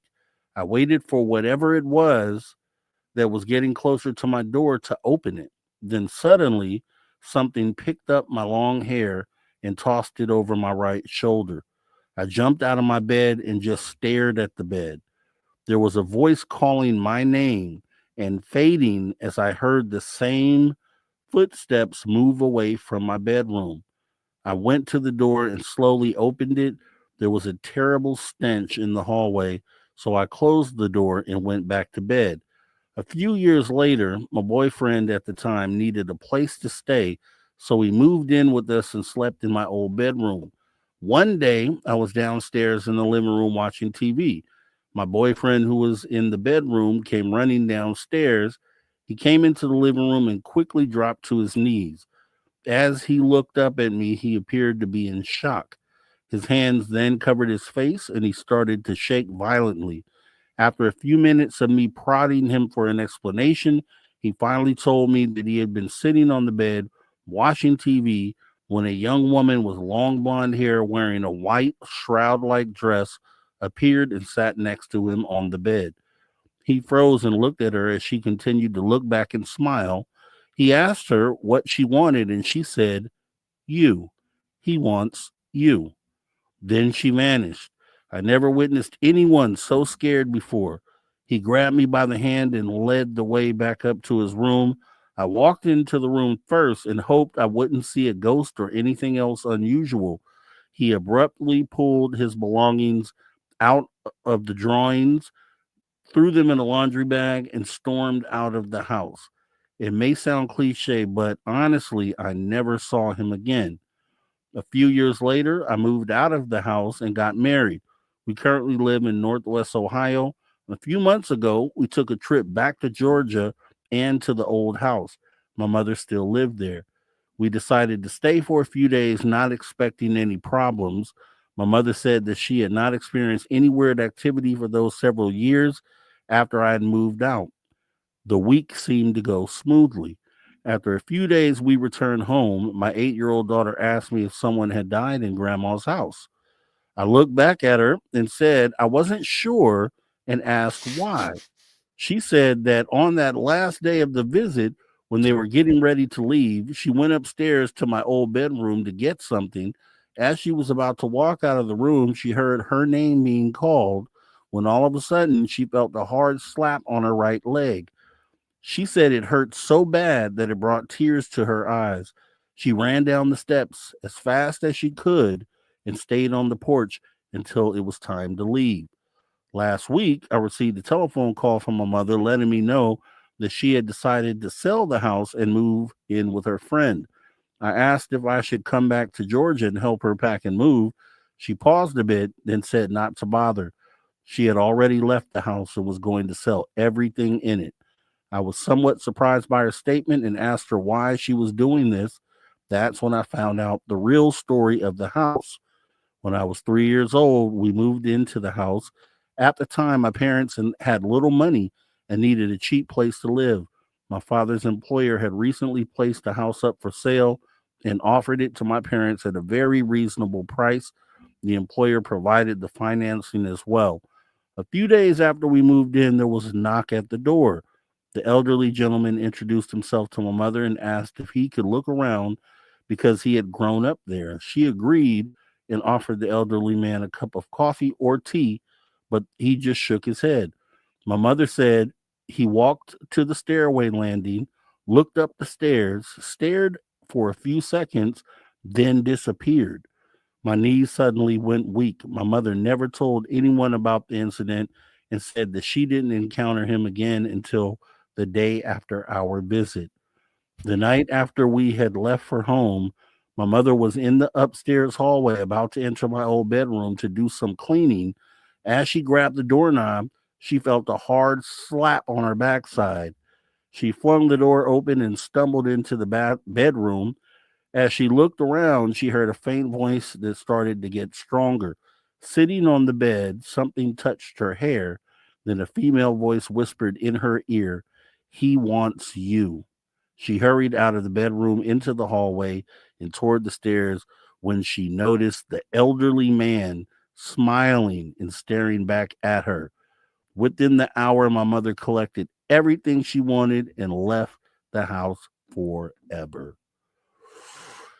Yikes. Okay.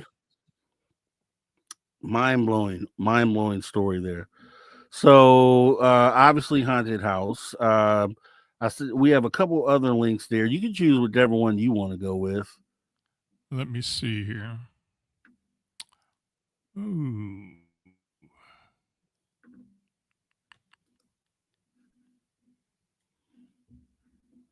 Yeah, this one. The Jeepers Creepers like winged entity was seen in the treetops in a Bronx, New York City neighborhood The residents were shocked, but a neighbor said it resembled an old folktale human-like being. Now, this is interesting because it's an older story that I recently put back on the blog.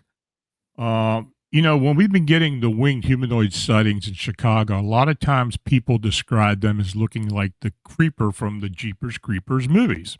Mhm. And, a lot of times when we get descriptions of cryptids, it kind of goes along the lines of something in pulp culture or movies and such, just like the Predator movies and such. But anyway, this account, about a dozen years ago in 2011 or so, I was living in Bronx, New York City. My mom and I were outside having yarns and laughs. She heard this strange noise, what sounded like an aircraft or flying object cutting through the air. Now, at first, I thought she was joking until I heard it. He was like, "Look, baby, it looks like a bat." I was like, "That's too big to be a bat." Then she was like, "Well, it must be a weather balloon." She then walked back into the house strangely, so I sat in the back waiting for her to come out. She came back with coffee when I heard something cutting through the treetops. Whatever it was had landed on my neighbor's tree. It had been cut back a lot, but even enough leaves covered it. It had a big thump to it when it landed. Mom ran inside when she heard it. I was freaking out, but couldn't help but stare. As I walked to the fence, I noticed that there was no wind whatsoever, so I was trying to get a better look. A big, deep breath blew into my face. I was startled, looked back, and said, "If you're a man of God, show your face now, but if not, just please leave." Now, as I was stepping back, I saw it. Shocked like a stunned mullet, this big wind roared up, and with a huge thump, it flew into midair. That thing looked like Jeepers Creepers, a big, tall, dark man with a solid body, 7 to 8 foot, and looked like it had wings like a bat. I ran into the house and went directly into my room, lying down and thinking about what I had just witnessed. Now, the next morning, Mom left to go to work, so I decided to rake the backyard. Then my neighbor yelled, "Hey, sis, what happened to you last night?" He then said, "You're lucky it didn't take you." He yarned about an old folk tale that there was a man with wings like a bat that used to come around every now and then, take women back to where he lived and make them his wives. The way he described it was that what I saw. Still, to this day, I don't know for sure what or who this thing was. Now, this story, and I did talk to the witness, and from what I can comprehend is these were immigrants from Curacao in the Netherlands Antilles, and that immigrant neighborhood does have a lot of Caribbean nationals in it. So I think when the gentleman was talking about this man or winged man, he was talking about some folklore that was well talked about on his island nation. But she saw it, so something definitely happened. So yeah, but that Jeepers Creepers moniker does show up a lot with all these humanoid sightings that we do receive.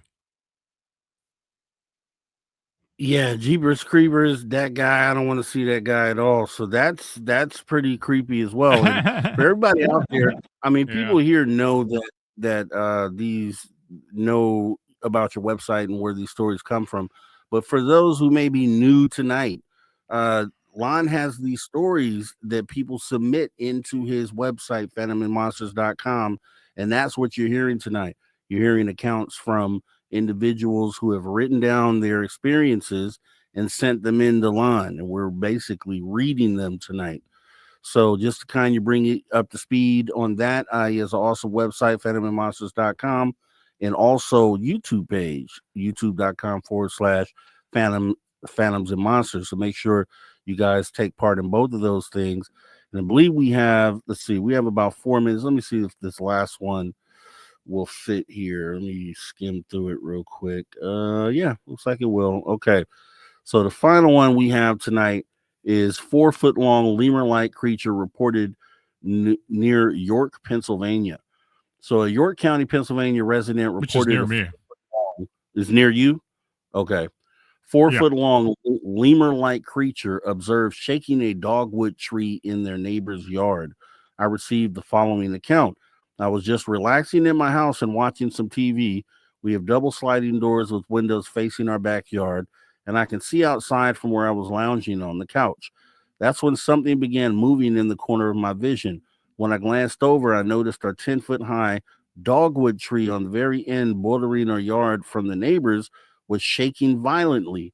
I couldn't figure out what kind of animal, aside from a human, could shake an entire tree like that. I stood up and walked over to the window to peer out. There are also several extremely large pine trees bordering along the end of the backyard, and I couldn't see anything through the thick foliage, even though the sun was shining brightly in the sky. The dogwood continued to shake, and then, to my astonishment, an enormous gray creature jumped from one of the dogwood's flimsy branches and into a huge pine nearby. I only glimpsed it for about 3 seconds at most, but I definitely got a good look at it, and it was like nothing I had ever seen before. The creature was rather large, perhaps around 4 feet in length. It was all gray except for its long, skinny tail that had a black and white stripes along it, like those lemurs from Madagascar. Its front end was somewhat slouched down as if it had short front legs and large, powerful back legs, like how a kangaroo would look. It was the weirdest creature I had ever seen. Unfortunately, I didn't get a look at its head as it quickly vanished into the pine. A few minutes later, I was outside rooting through the leaves and long grass at the end of the yard, looking for footprints and maybe to catch a sighting of the creature, but I didn't find anything, yet I know what I saw. I live in a suburb of South York, Pennsylvania, Arlington Park, and such creatures like that don't live in this area. If I absolutely had to call it a specific animal, I would say it was a lemur, but the tail wasn't bushy. It was very slender and agile like a cat's. Wish I had taken a picture.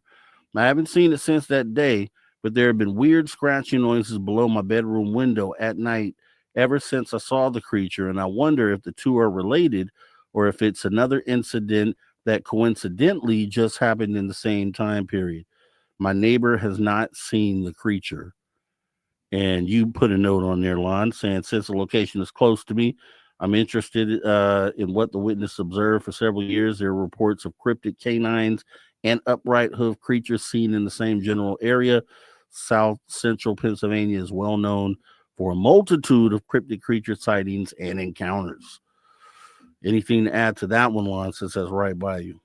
Well, not really. I mean, this whole area is well known for a lot of strange phenomena. I live near Gettysburg. Gettysburg in general and the areas around it have had a lot of cryptid activity and a lot of hauntings as well. So yeah, it's a very active area, and it keeps us busy. That's what I'm talking about, Lon. If you could let everybody know where they can find you and get some more of this goodness that we spent with tonight. Well, just go to phantomsandmonsters.com, and that's the blog, and go to Phantoms and Monsters Radio over at YouTube, and we do a Friday night show at 9:00 every week. As well, if you do have a report and want to contact me, you can use my email at Lon Strickler at phantomsandmonsters.com. That sounds awesome. Everybody, give it up for Lon Strickler. Lon, I totally appreciate you coming in and sharing the time with us tonight, sharing these stories. You enjoy the rest of your day. You're in Canada, right? So you've already had your No, day. I'm not. I'm in Central Pennsylvania. Right. Happy Thanksgiving then, Mr. Lon Strickler. Okay, thank you. You too. Yeah, thank you very much. You have a great rest of your night too, and take care. Okay, talk to you later. Sir. All right, guys, Lon Strickler, as we get ready to go into the third hour tonight, right here in Space Out Radio After Hours Radio Show. Filling in for Dave Scott. Don't go anywhere. Come right back. That move the You're needle. listening to After Hours with Mr. Rob G on the only place where you can own the night. Spaced Out Radio. Spaced Out Radio. You've tuned your dial to the right frequency.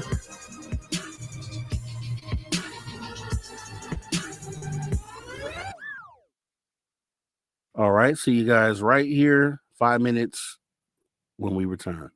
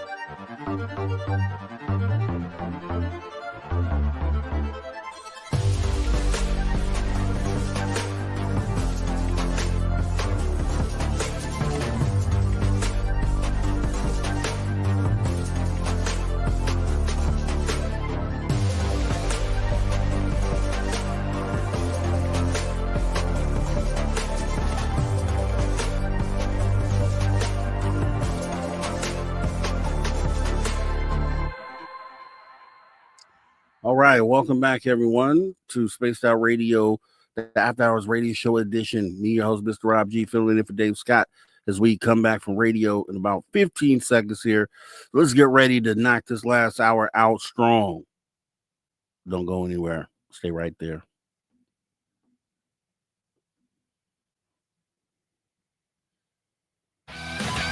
All right, everyone.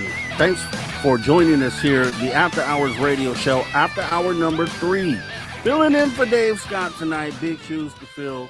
Definitely want to thank our guest, Lon Strickler, for coming on in tonight and gracing us with his presence for hours 1 and 2. If you missed any of that, jump into the archive, youtube.com/at Spaced Out Radio, where you can find a plethora of content. As Dave Scott says, that's what it is.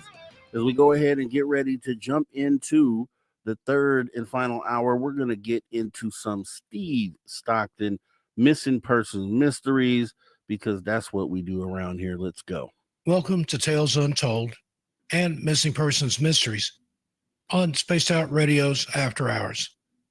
My name is Steve Stockton, and I'm here to take you on a journey of mysteries, legends, and true stories.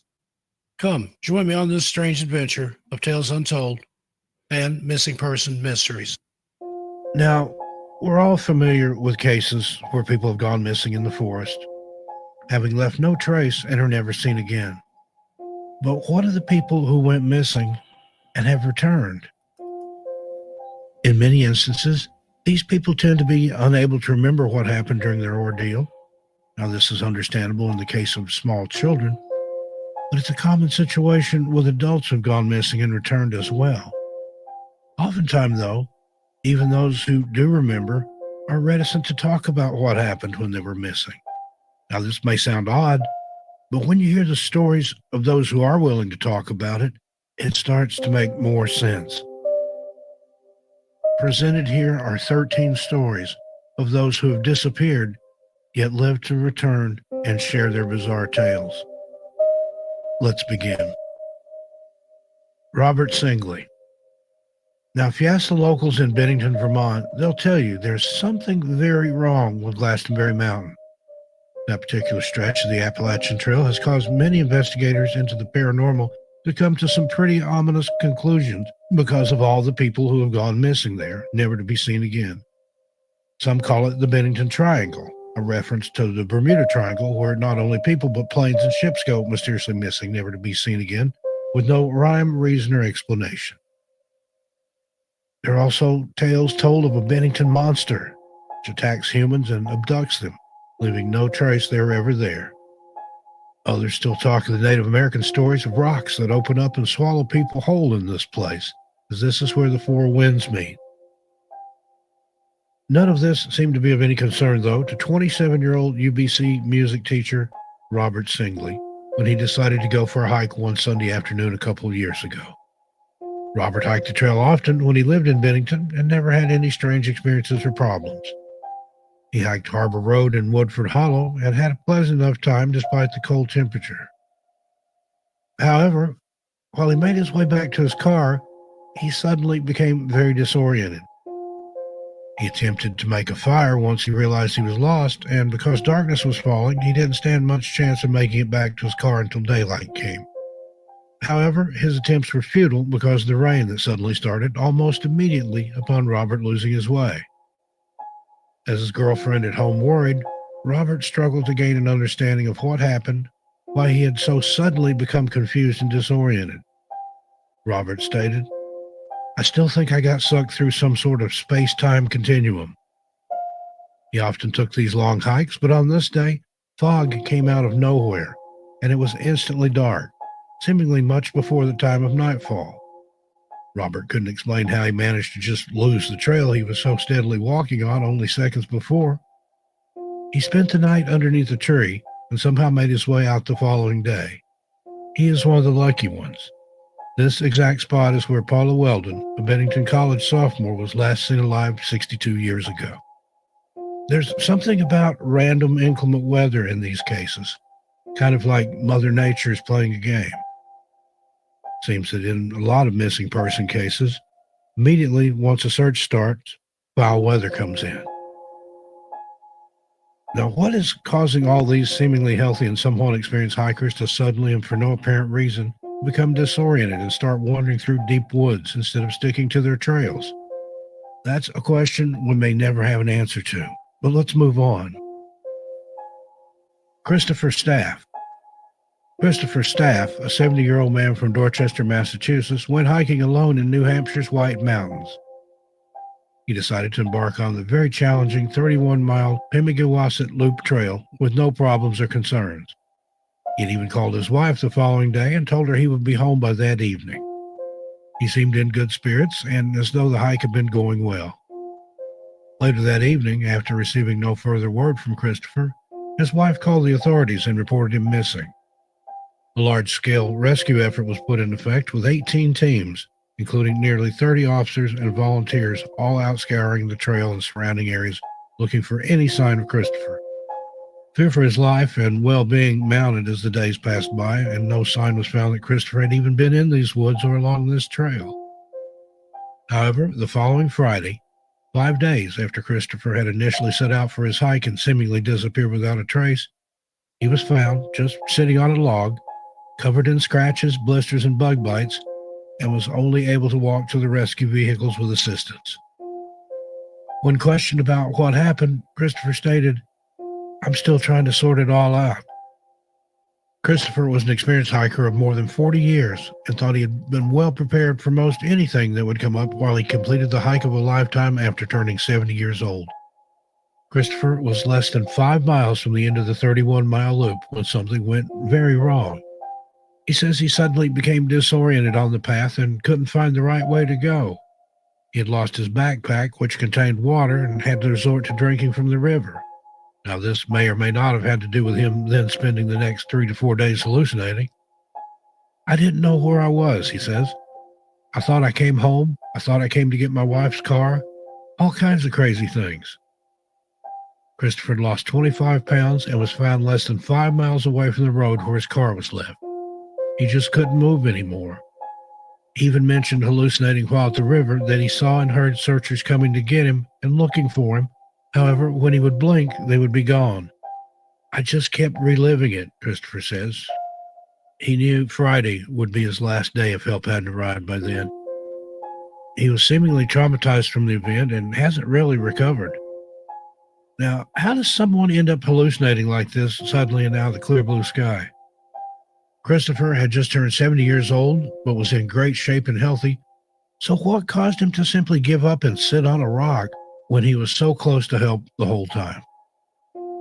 After all the wandering he had done, was 5 miles really that far for him to traverse to get to the main road? Was whatever made him sick and disoriented somehow stopping him from going on? What could have possibly caused such vivid hallucinations? Story after story, it's the same thing. Point of separation or going out alone and becoming disoriented and hallucinating. Here's another one. Michael St. Laurent. 45-year-old construction safety worker and experienced hiker Michael St. Laurent went missing for 9 days in the wilderness of the North Vancouver backwoods. He scribbled pertinent information about himself onto his arm. His birth date, name, and social insurance number were sloppily scrawled there just in case he didn't make it out of the woods alive. This all started on November 13, 2011, near the Grouse Mountain Sky Ride, where, while hiking a trail, he suddenly and without warning became confused and disoriented, not knowing where he was going, and what was and was not even real. Michael's account is somewhat confusing and even contradictory, as he states he was hallucinating so badly for most of the time, it was hard for him to recall most of what had occurred during his 9 days of hell in the woods. Michael had planned to hike a roughly 8-hour round-trip trail. However, he was somehow held up and forced to spend the night in the deep wilderness. Fortunately for him, he happened to have not only a dry change of clothes, but a tarp with him, and managed to stay at least partially dry and semi-warm in the frigid Vancouver winter cold. Michael even prepared for a 2-day trip, though he expected to only stay 1, assuming he would be fine and ahead of the game in case anything unforeseen came up. Unfortunately for him, something did. It lasted much longer than the 2 days, though. Michael's mind was so foggy and muddled, however, that after becoming lost and veering off the main trail, he couldn't even manage to find any kindling there in the woods, despite the ability to make a fire by hand. For the next 7 days, he wandered aimlessly around the woods, dehydrated, hypothermic, and vividly hallucinating nonstop. He said his hallucinations included being at work, driving home, and even sitting down for a meal in his favorite restaurant. After just 3 days, he thought it had been 3 weeks. Although there were numerous hikers who passed through the area within view of him, Michael was seemingly totally unable to communicate with them in any way. Not for lack of trying, though, as he says he called out for help and did everything he could to get their attention, but to no avail. It was almost like he was invisible to anyone and everyone who passed him by. The only thing the searchers believed saved him was his somehow remarkable ability to remember to cover himself at night with a tarp. At times, he had even had to crawl as he developed a condition from wearing soaked footwear called trench foot. When speaking to the media after being rescued, Michael told them he had seen and heard the searchers looking for him, but was unable to communicate with them and gain their attention, and somehow he claimed they hadn't been able to see or hear him at all. The search and rescue teams deny ever being anywhere near the area Michael stated he saw and heard them. What prompted Michael to write down his personal information on his arm, just in case? He said himself it was a regular day and he had the entire hike planned out. Is it just a coincidence that this is yet another semi-experienced hiker who, for one reason or another, was separated from his group and ended up lost in the woods? What is prompting these people to put themselves in harm's way like this? All right. Not Lon Strickler. He just left. That would be Steve Stockton in Missing Person Mysteries Tales Untold. Definitely always awesome having Steve Stockton as a part of this show. Actually, this is the week show, right? Okay, so I'm filling in for Dave Scott. This is the After Hours radio show version, filling in for Dave Scott. Okay, got it. All right, so next what we'll do is go ahead and jump into our UFO reports with none other than the man that does the UFO report all through the week. And I know I have something for him here, and I do. Let's go ahead and bring up the man with the news, Tim. Jordan, you're a name of a monster! Come here, I'm gonna eat you! Get in my belly! Kick him in the north! He doesn't have heart! Do it! That man's got heart!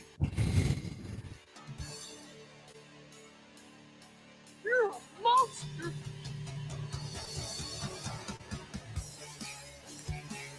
Yes. We are jumping into the UFO report with our guy, Tim James.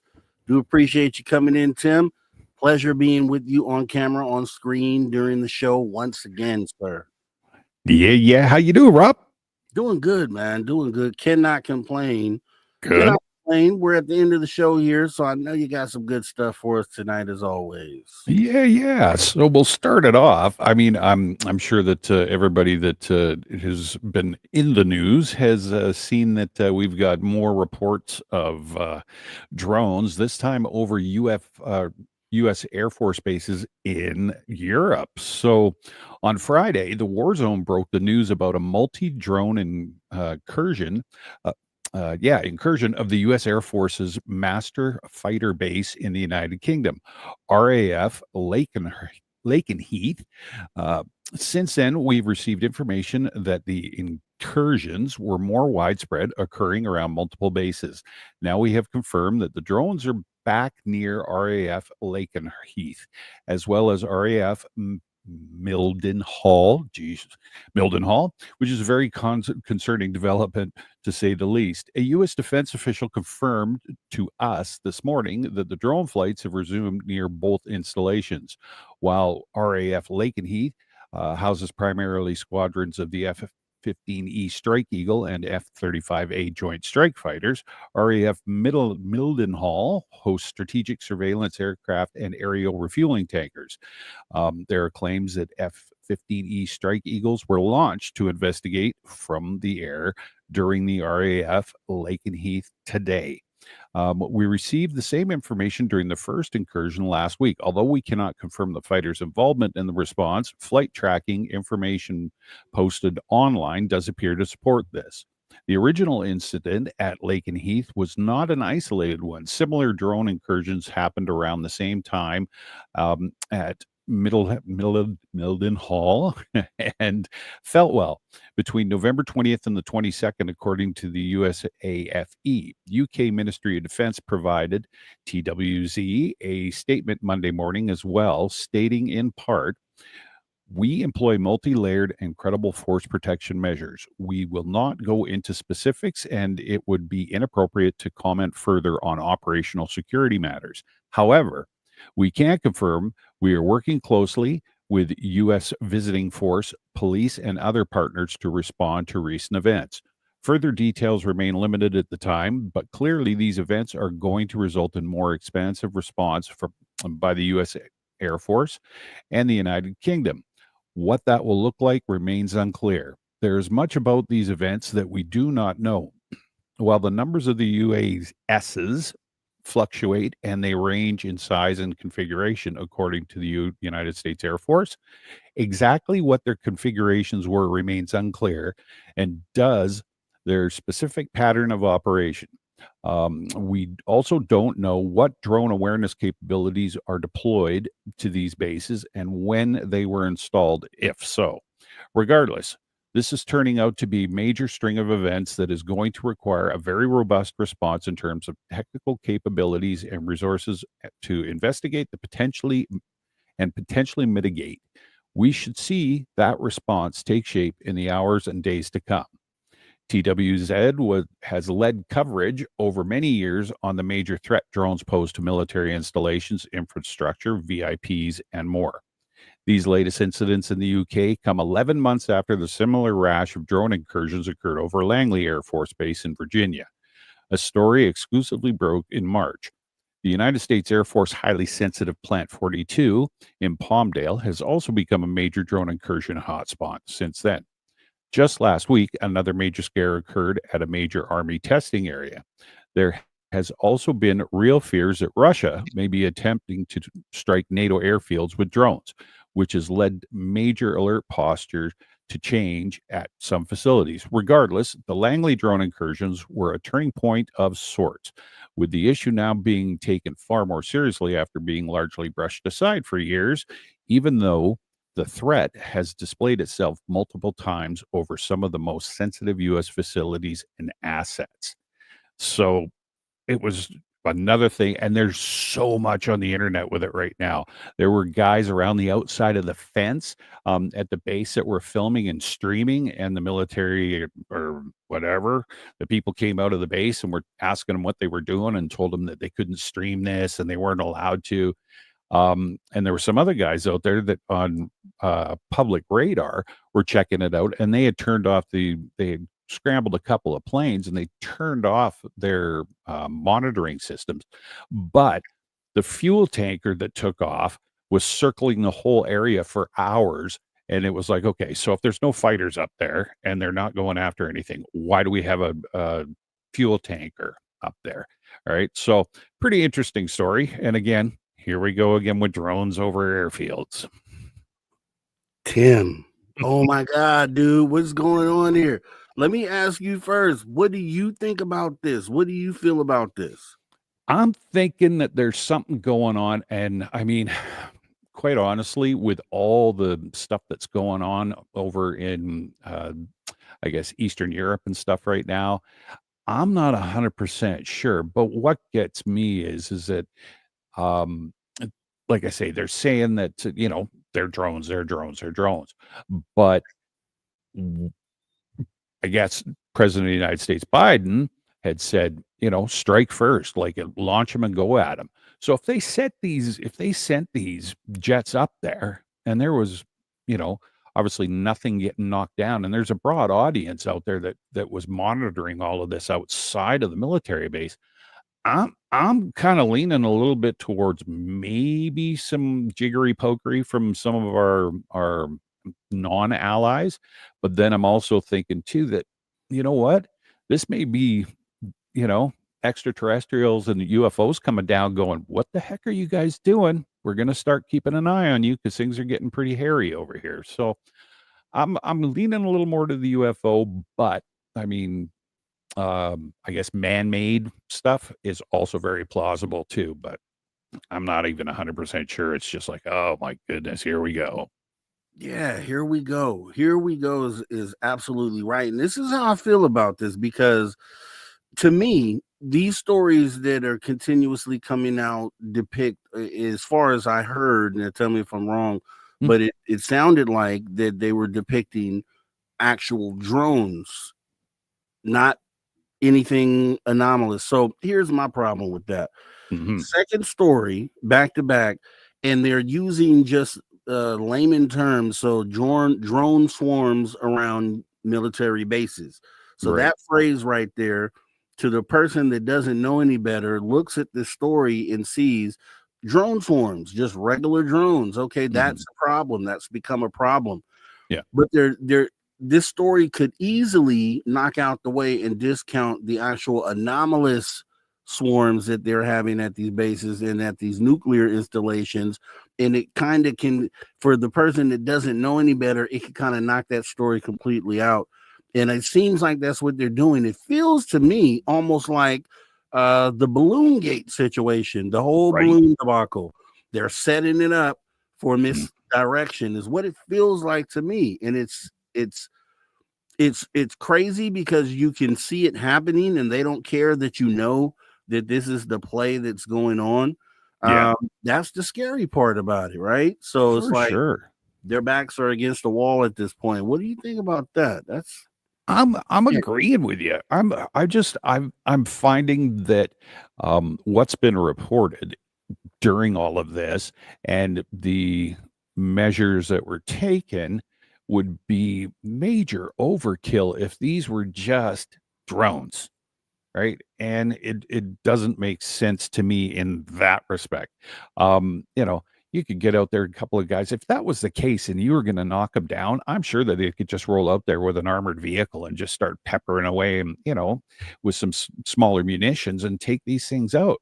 But it doesn't seem that way. And like I say, the people on the outside that were looking in, and people that were actually listening on, I guess their radio frequencies and stuff, they were getting in and they were listening to the pilots in the plane. And they're like, I don't know what these things are. This is, these are so fast, and on and on and on. And it's like, yeah, the leaks have happened before the explanation has come out. And I'm thinking, I'm thinking that they're trying to mitigate damage, and there's nothing going on here, nothing to see here, nothing to see here. But I'm not buying it. I'm thinking that there's something else seriously going on, and you wouldn't put that much money out into the air, right? You wouldn't have a tanker flying around for hours out there for right. Jimmy John and Carl's drones flying around out there, right? I'm not buying it. And then here's the flip side to that. So say because I think the next thing for them to do is to show a regular drone over an Air Force base and say, see, this is what we were talking about. And the thing, just like they did with the balloon. Now, the whole thing with that is I feel like it's quite possible, especially in the face of disclosure, that you could have a government make an agreement with another government saying, hey, the cat's out of the bag on this UFO thing. Why don't you guys bring some of your drones over here? We'll let you fly them. We'll create the story behind it, and we'll kind of act like we're doing something or taking action. Right. And that way we can kind of help cloud the story, because it's mutually beneficial to cover the story up for all powers that be. So I can see a situation where they might want to get together and put something like this together, because otherwise that's an act of war if you have an adversarial drone flying over a military installation, as far as I know, unless I don't know anything, right? No, you're bang on, man. And like I say, it was not just an hour in a day on the weekend. It happened all weekend. It was happening on and off. So like I say, they're either keeping it a secret from us because they don't want us to know it's adversarial, or they're keeping it a secret from us because they know that it is not of this world. Man, dirty pool by the U.S. government once again, as we go ahead and get ready to take our final break of the night right here with Tim James with the UFO Report, myself, Mr. Rob G, filling in for Dave Scott. on the After Hours radio show version of Spaced Out Radio. You guys don't go anywhere. Got about 20 minutes left in the show. Make sure you come right on back if you do. See you in just a minute.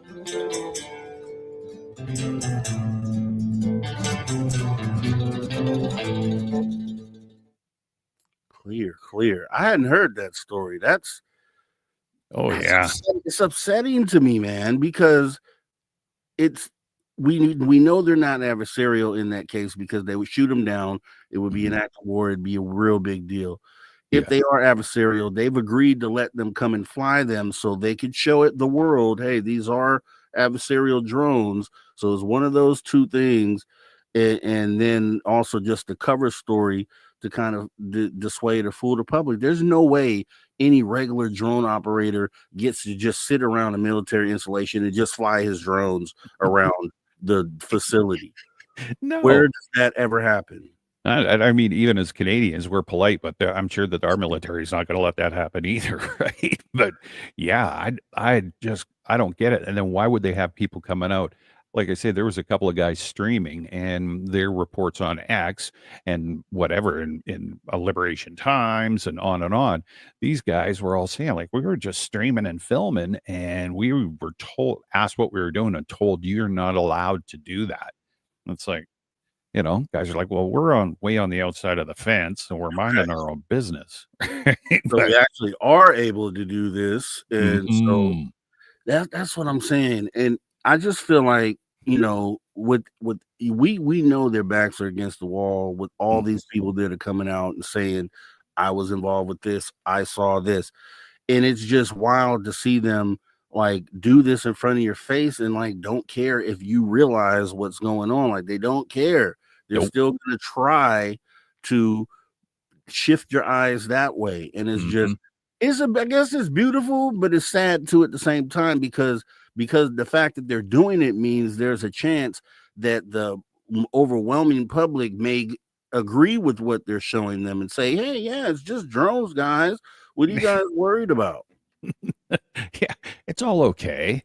And, my grandfather used to say, don't pee on my foot and tell me it's raining. Right. And so, yeah. And it's just, I don't get it. I don't understand it. It just drives it. Well, it makes me crazy, and it frustrates the heck out of me too. Right. That's what it does for me. It grinds my gears. And so, yeah. So let me see here. I would love to see. Do you have links to those videos with the guys? Yeah. What I'll do is I've just got my tablet up here. What I'll do is I don't know if I've got. Where is it here? Why are it's coming up? Well, because I probably end up dropping the screen here. Damn. Yeah, so you can just send it to Messenger after the show. I just I will. I will. That's bananas. I hadn't heard of that, and that outside video is going to be really interesting to look at and kind of analyze. Yeah, and it's more than one person too. That's the thing, right? You got people that are in their homes or in their yards, close to the bases and stuff, going, "What's that?" And, and it's pretty. It's like, okay, pretty different. What do they look like to you? Just at first view, they definitely are little. Well, little. They look little on the screen, but they're glowing. They're not doing this, moving this. They're they're moving like a drone, but yeah, they're just little glowing orbs. And the one that I saw, I think there was 3 or 4. And the wife's talking to the husband while he's filming it. And she's like, what are those? And what? He's like, I don't know. I'm trying to get them on camera. And yeah, he's got them. And then what was the other video? Oh, it was a live video of radio chatter. And this guy that picked up the radio chatter from the fighter jets too. And you've got to listen behind this guy talking, and you can hear the fighter jets and the guys talking back and forth. And we're up to this many feet, and how fast is that thing moving? And yeah, it's like, holy cow. So, like I say, for all our FOIA advocates out there, I've said this before, but you need to know, you want to FOIA that data, because if there was chatter, then there's more to hear. You got 45 days to get that information before the FAA purges it. So someone who does this, please do that so we can hear exactly what was being said. For I may sure. have to even do it.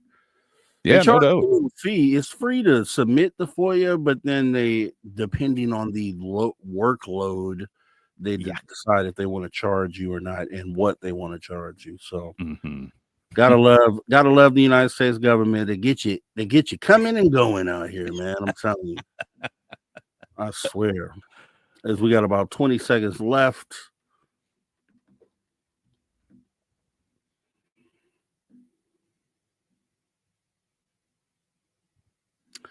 And Grandizer, you said something about a question earlier. If you still have that question, post it for me so I can save it. And here we go. All right, everyone, welcome back to Spaced Out Radio, the After Hours radio show version of the show. As I'm filling in for Dave Scott tonight, my name is Mr. Rob G, and we are back with our UFO report with Mr. Tim James. Getting the information that you need, right here, right now. Don't forget, if you guys are on social media, don't forget to follow us. Instagram at Spaced Out Radio, Spaced Out Radio Show. We would appreciate it. As well as we're jumping right back into the UFO report. So, yeah, Tim, we talked about how bananas it is that they've staged this whole drone situation. But did you have any other input on that, or did you have anything else you wanted to go into? They just had put out the United States Air Force. They had put out something after the fact, and it was standard operating procedure. We can't tell you this. We can't tell you that. This didn't happen. We're not sure. So I'm not even going to bother. I mean, if you guys want to go look it up on X or whatever social media platform or Liberation Times, it's interesting. The BBC's covered it. Like, it's all over the place. So check that out. But what I wanted to talk about is I was really jealous because you and Lon were telling spooky stories tonight. Sure. So I've had one put away that I found a while back, and it's kind of a, normally we get the military and blah blah blah and UFO stuff, but this one isn't so much about that. This is more of a personal experience with back in like 1941, and it kind of creeped me out too. So I'm sure some of you have heard of it, and it's called the Cape Girardeau. My goodness, I'm having a problem with my tongue tonight. Girardeau UFO crash of 1941. It's an incident that occurred in southeast Missouri, preceding the famous Roswell crash by 6 years and the Battle of Los Angeles by 1 year. According to the story, Reverend William Huffman was called to deliver last rites for victims of a supposed plane crash.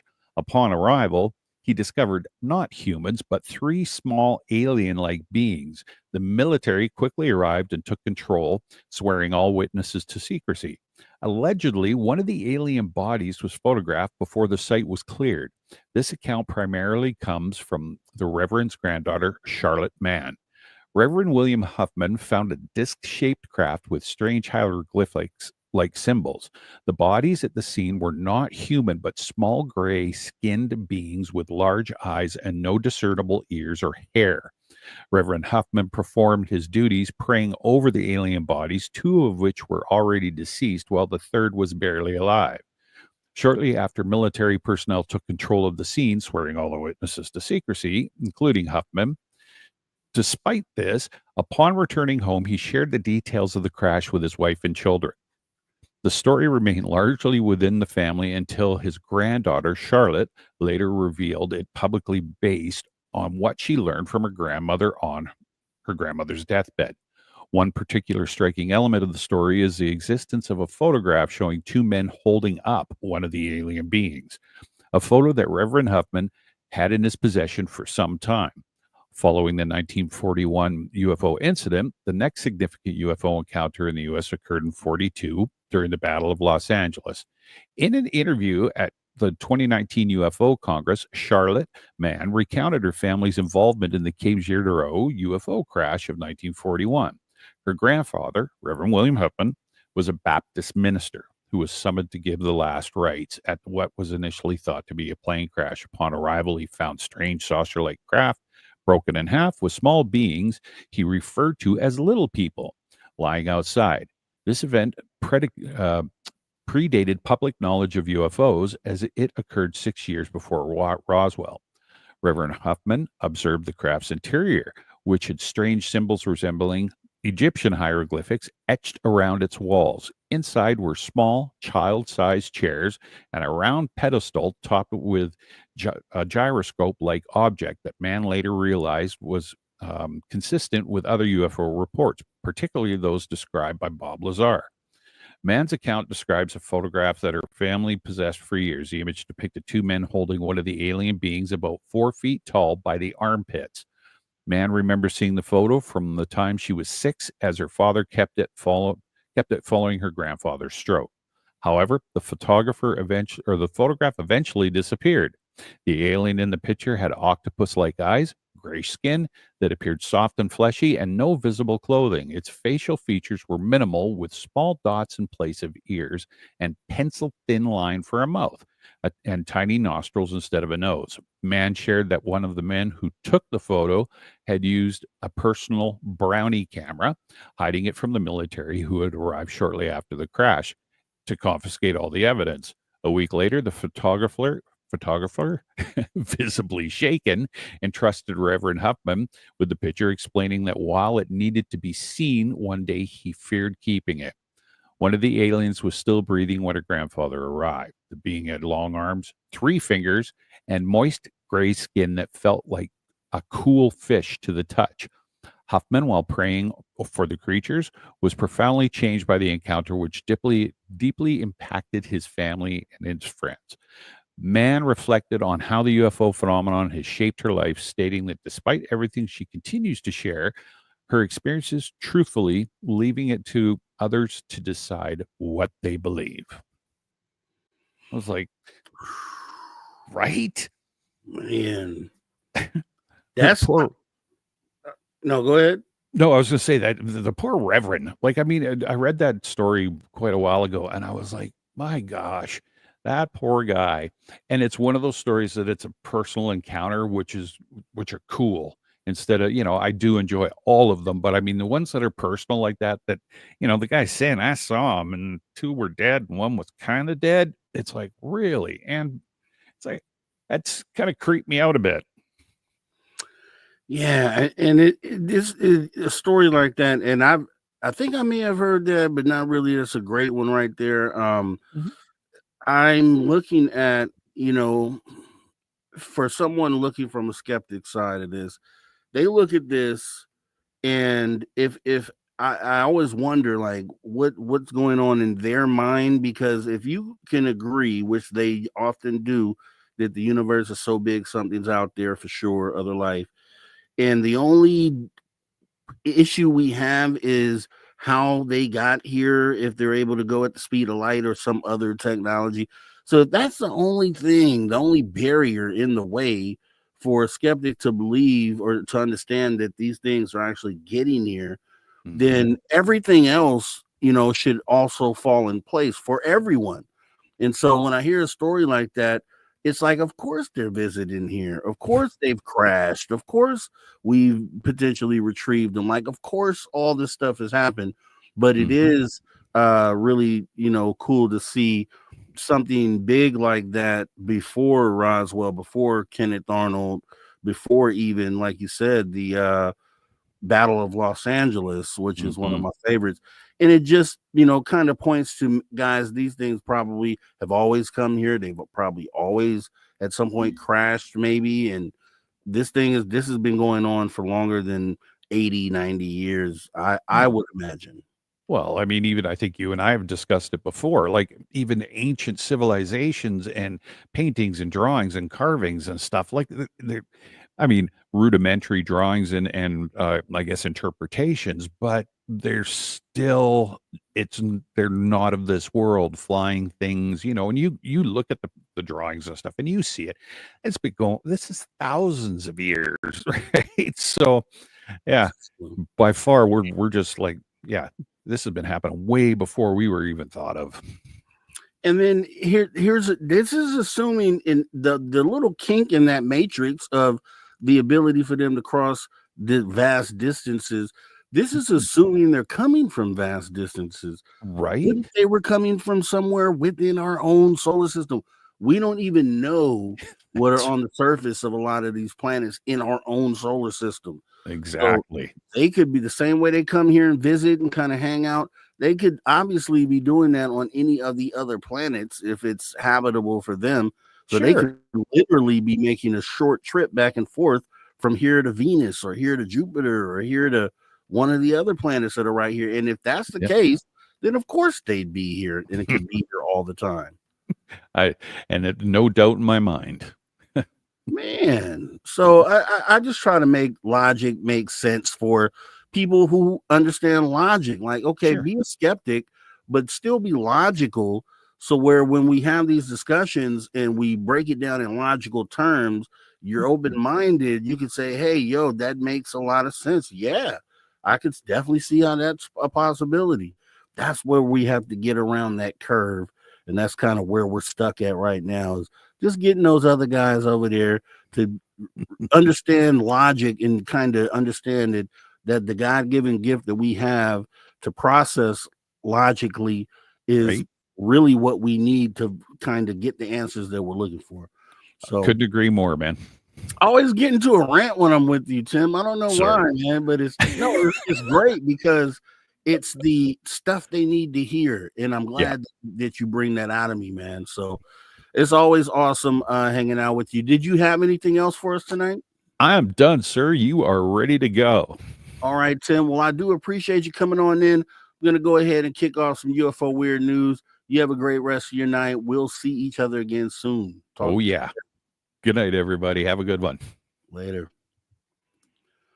All right, guys. Man, it's always cool when we have Tim James on. At least I feel that way. I watch him all the time with Dave Scott, obviously. But when I'm able to sit down and chat with them, it's always cool and awesome. And I'm always glad for that to be the thing. So as we get ready to get into the last few minutes of the show, we're going to jump into some UFO, just some weird in UFO news, right? So here we go. Ladies and gentlemen, can I please have your attention? I've just been handed an urgent and horrifying news story. But I need all of you to stop what you're doing and listen. All right, UFO and weird news of the week. As we get ready to bring this show to a close here in about 10 minutes, I wanted to go over a couple stories. We had a designer of euthanasia roller coaster that, quote, kills anyone who uses it, reveals moment someone starts to die. There's one key point on the macabre roller coaster where death begins. Apparently, this is a real thing as far as the story is concerned. So kick back and listen here. The designer of the euthanasia roller coaster that, quote, kills anyone who uses it has revealed the moment someone starts to die on it. Jonas Urbanus conjured up this very much hypothetical ride, which could end lives with elegance and euphoria back in 2010. The Lithuanian engineer had previously worked at a theme park and dubbed his design the hypothetic death machine, picking up an award for the public prize of new technological art of update 2013. His project would see riders zoom at speeds up to 223 miles per hour across a whopping 1,600-foot stretch. As the name suggests, riders very much would, quote, only ride once. Explaining his pretty macabre idea, Urbanus said, quote, riding the roller coaster's track, the rider is subjected to a series of intense motion elements that induce various unique experiences, from euphoria to thrill, and from tunnel vision to loss of consciousness, and eventually death. From, quote, from there, you would begin experiencing a blackout, and ultimately you would eventually lose consciousness and die. In a 2021 interview with Zanland, the engineer broke down the stages of the ride to explain just at what point a person's decision to end their life begins. And it comes where he reckons it would be most fun. Okay. As with any roller coaster, you've got a larger structure, but a taller structure, what is called a drop tower, he explained. And the fun part, I would imagine, would be the slow, wobbly movement because it would provoke you to think about your decision really seriously. So Urbono said it would be at the moment you're on the top, you might actually end up choosing to come back in case you change your mind at the last key moment. The engineer added, but if not, you are then dropping down, free fall, half a kilometer free fall until you reach something between 500 and 600 kilometers per hour. Because of this curvature, you're pushed against the seat so much that your blood is rushed towards lower extremities. So no or little blood is left in the upper parts of your body. He claims that the design means at this point, your brain starts to suffocate. It starts to produce all kind of weird experiences that are usually accompanied with euphoria, extreme pleasure, he added. And all this links back to how Urbonos observes that those who ride roller coasters in general are essentially torturing themselves with pleasure. Well, that's one way to see it, I guess. Okay, so yeah, listening to that, that just sounds like the normal roller coaster experience because that's how I feel. I get talked into getting on one of these roller coasters, and then that regret kicks in. Once that thing locks over you, comes over you and locks in place, then you start taking that click, click, click, click, click, click, click, click, and you start getting up to the top of that peak. And then when you look over that ridge, that peak, and you see it's nothing below you, yeah, I could just about die in a situation like that. So I think this is more metaphorical than anything. But I think he pretty much nailed the moments when you would probably experience the feeling that could be perceived as the end or the moment to turn back. And yeah, so that was actually pretty cool. Um, let's see, we got a story about as well a couple hiking in the notorious Bigfoot area noticed eerie detail in one of their photos. The legend of Bigfoot is a story which simply refuses to die, is how the story goes. A couple who went out for a hike in an area of the USA known for its alleged Bigfoot sightings were left creeped out after noticing a tiny detail in one of their photos. The legend of Bigfoot is one of the most enduring tales from North American mythology, also referred to as a Sasquatch. The cryptid is a tall humanoid figure which is believed to have been wandering the U.S. national parks for the past century. There is no concrete scientific evidence to prove that Bigfoot exists. However, this doesn't stop people from pointing to grainy photos of a tall, muscular creature with reddish brown hair as evidence of its existence.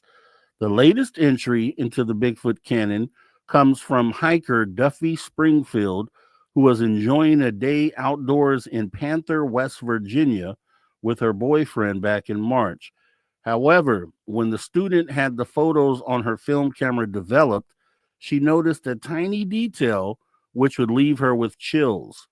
Taking to Reddit, the Purdue University student shared the snaps alongside the title, quote, "Got film developed from hiking in the mountains. Is that a hand? Question mark. And in the caption, she pointed out the hand on one side of the pillar, adding that the other side featured only a drop off to the woods below, as well as the ranger confirming she and her boyfriend were the only ones there for the week. While none of the responses could agree for certain whether or not it was in fact the hand they were looking at, several people did agree the photo was indeed oddly terrifying. Speaking about the photo in an interview with Newsweek, Springfield added that she and her boyfriend were pretty excited by the detail. Honestly, we were pretty excited when we saw it because of all the cryptids said to lurk in the West Virginian mountains. Even if it's not actually a hand, it's a fun story to have, she says. When it comes to the tales of creepy encounters, West Virginia has no shortage of weird and wonderful folklore, particularly as the state lies entirely in the Appalachian Mountains, which are known to be a hotbed of conspiracy theories. Meanwhile, a TikTok user recently claimed to have spotted Bigfoot while out hiking in parallel forest in Lawton, Oklahoma, sharing a 9-second video of a hairy figure relaxing under a tree. However, reactions to the clip were mixed, with several people pointing out the similarities between the quote creature and a Jack Link's adult Sasquatch costume, which appears to be easily available to buy in the States.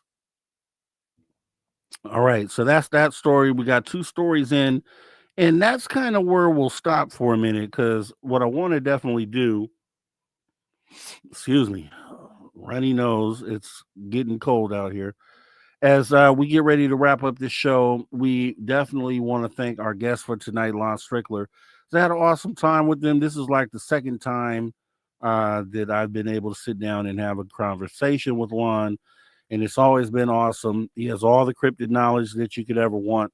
So we definitely appreciate him for coming in. We appreciate UFO Tim James for joining us and bringing some awesome reports.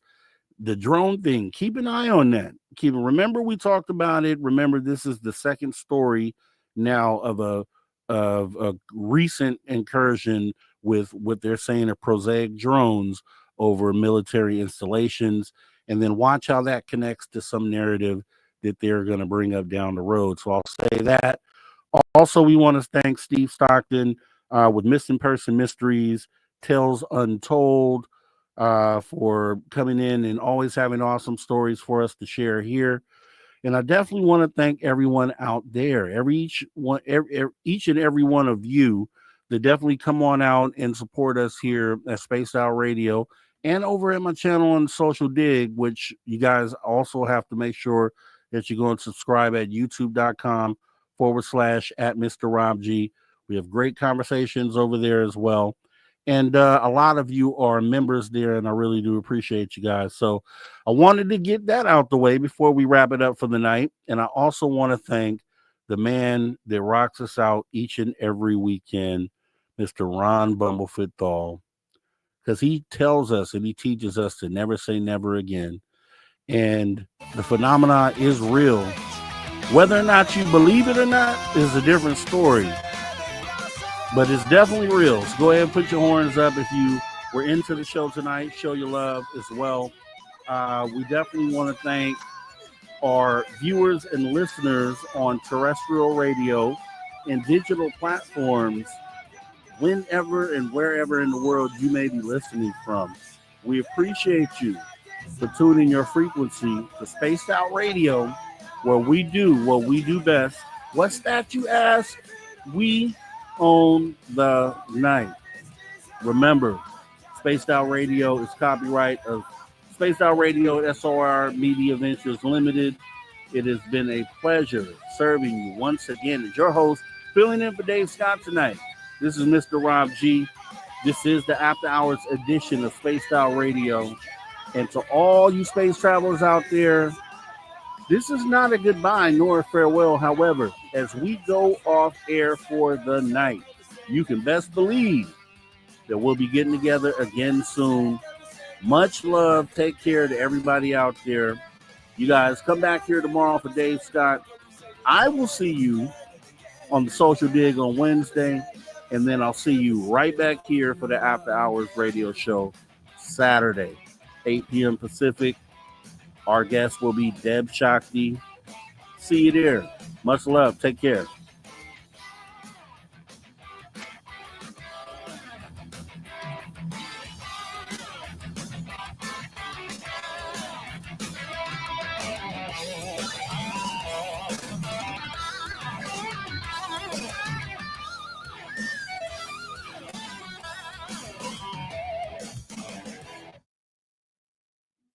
All right, we are crystal clear, and we will end the podcast here.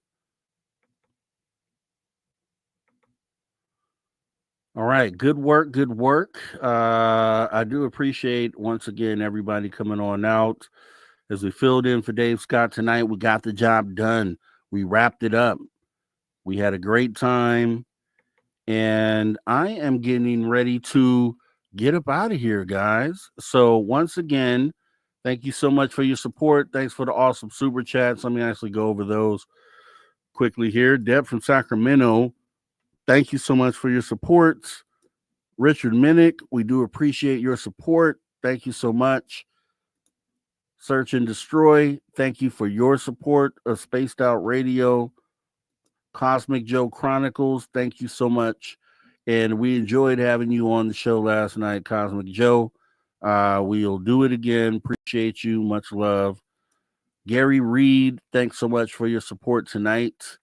And also Jaco Flacco, thank you so much for your support of what we do here. It's appreciated. We're growing. We love it. And we'll continue to raise the bar for you guys.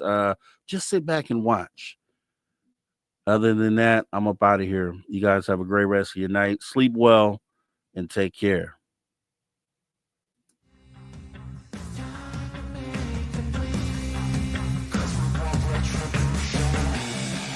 Cause we want retribution. Oh yeah, we want retribution. Oh yeah, we want retribution.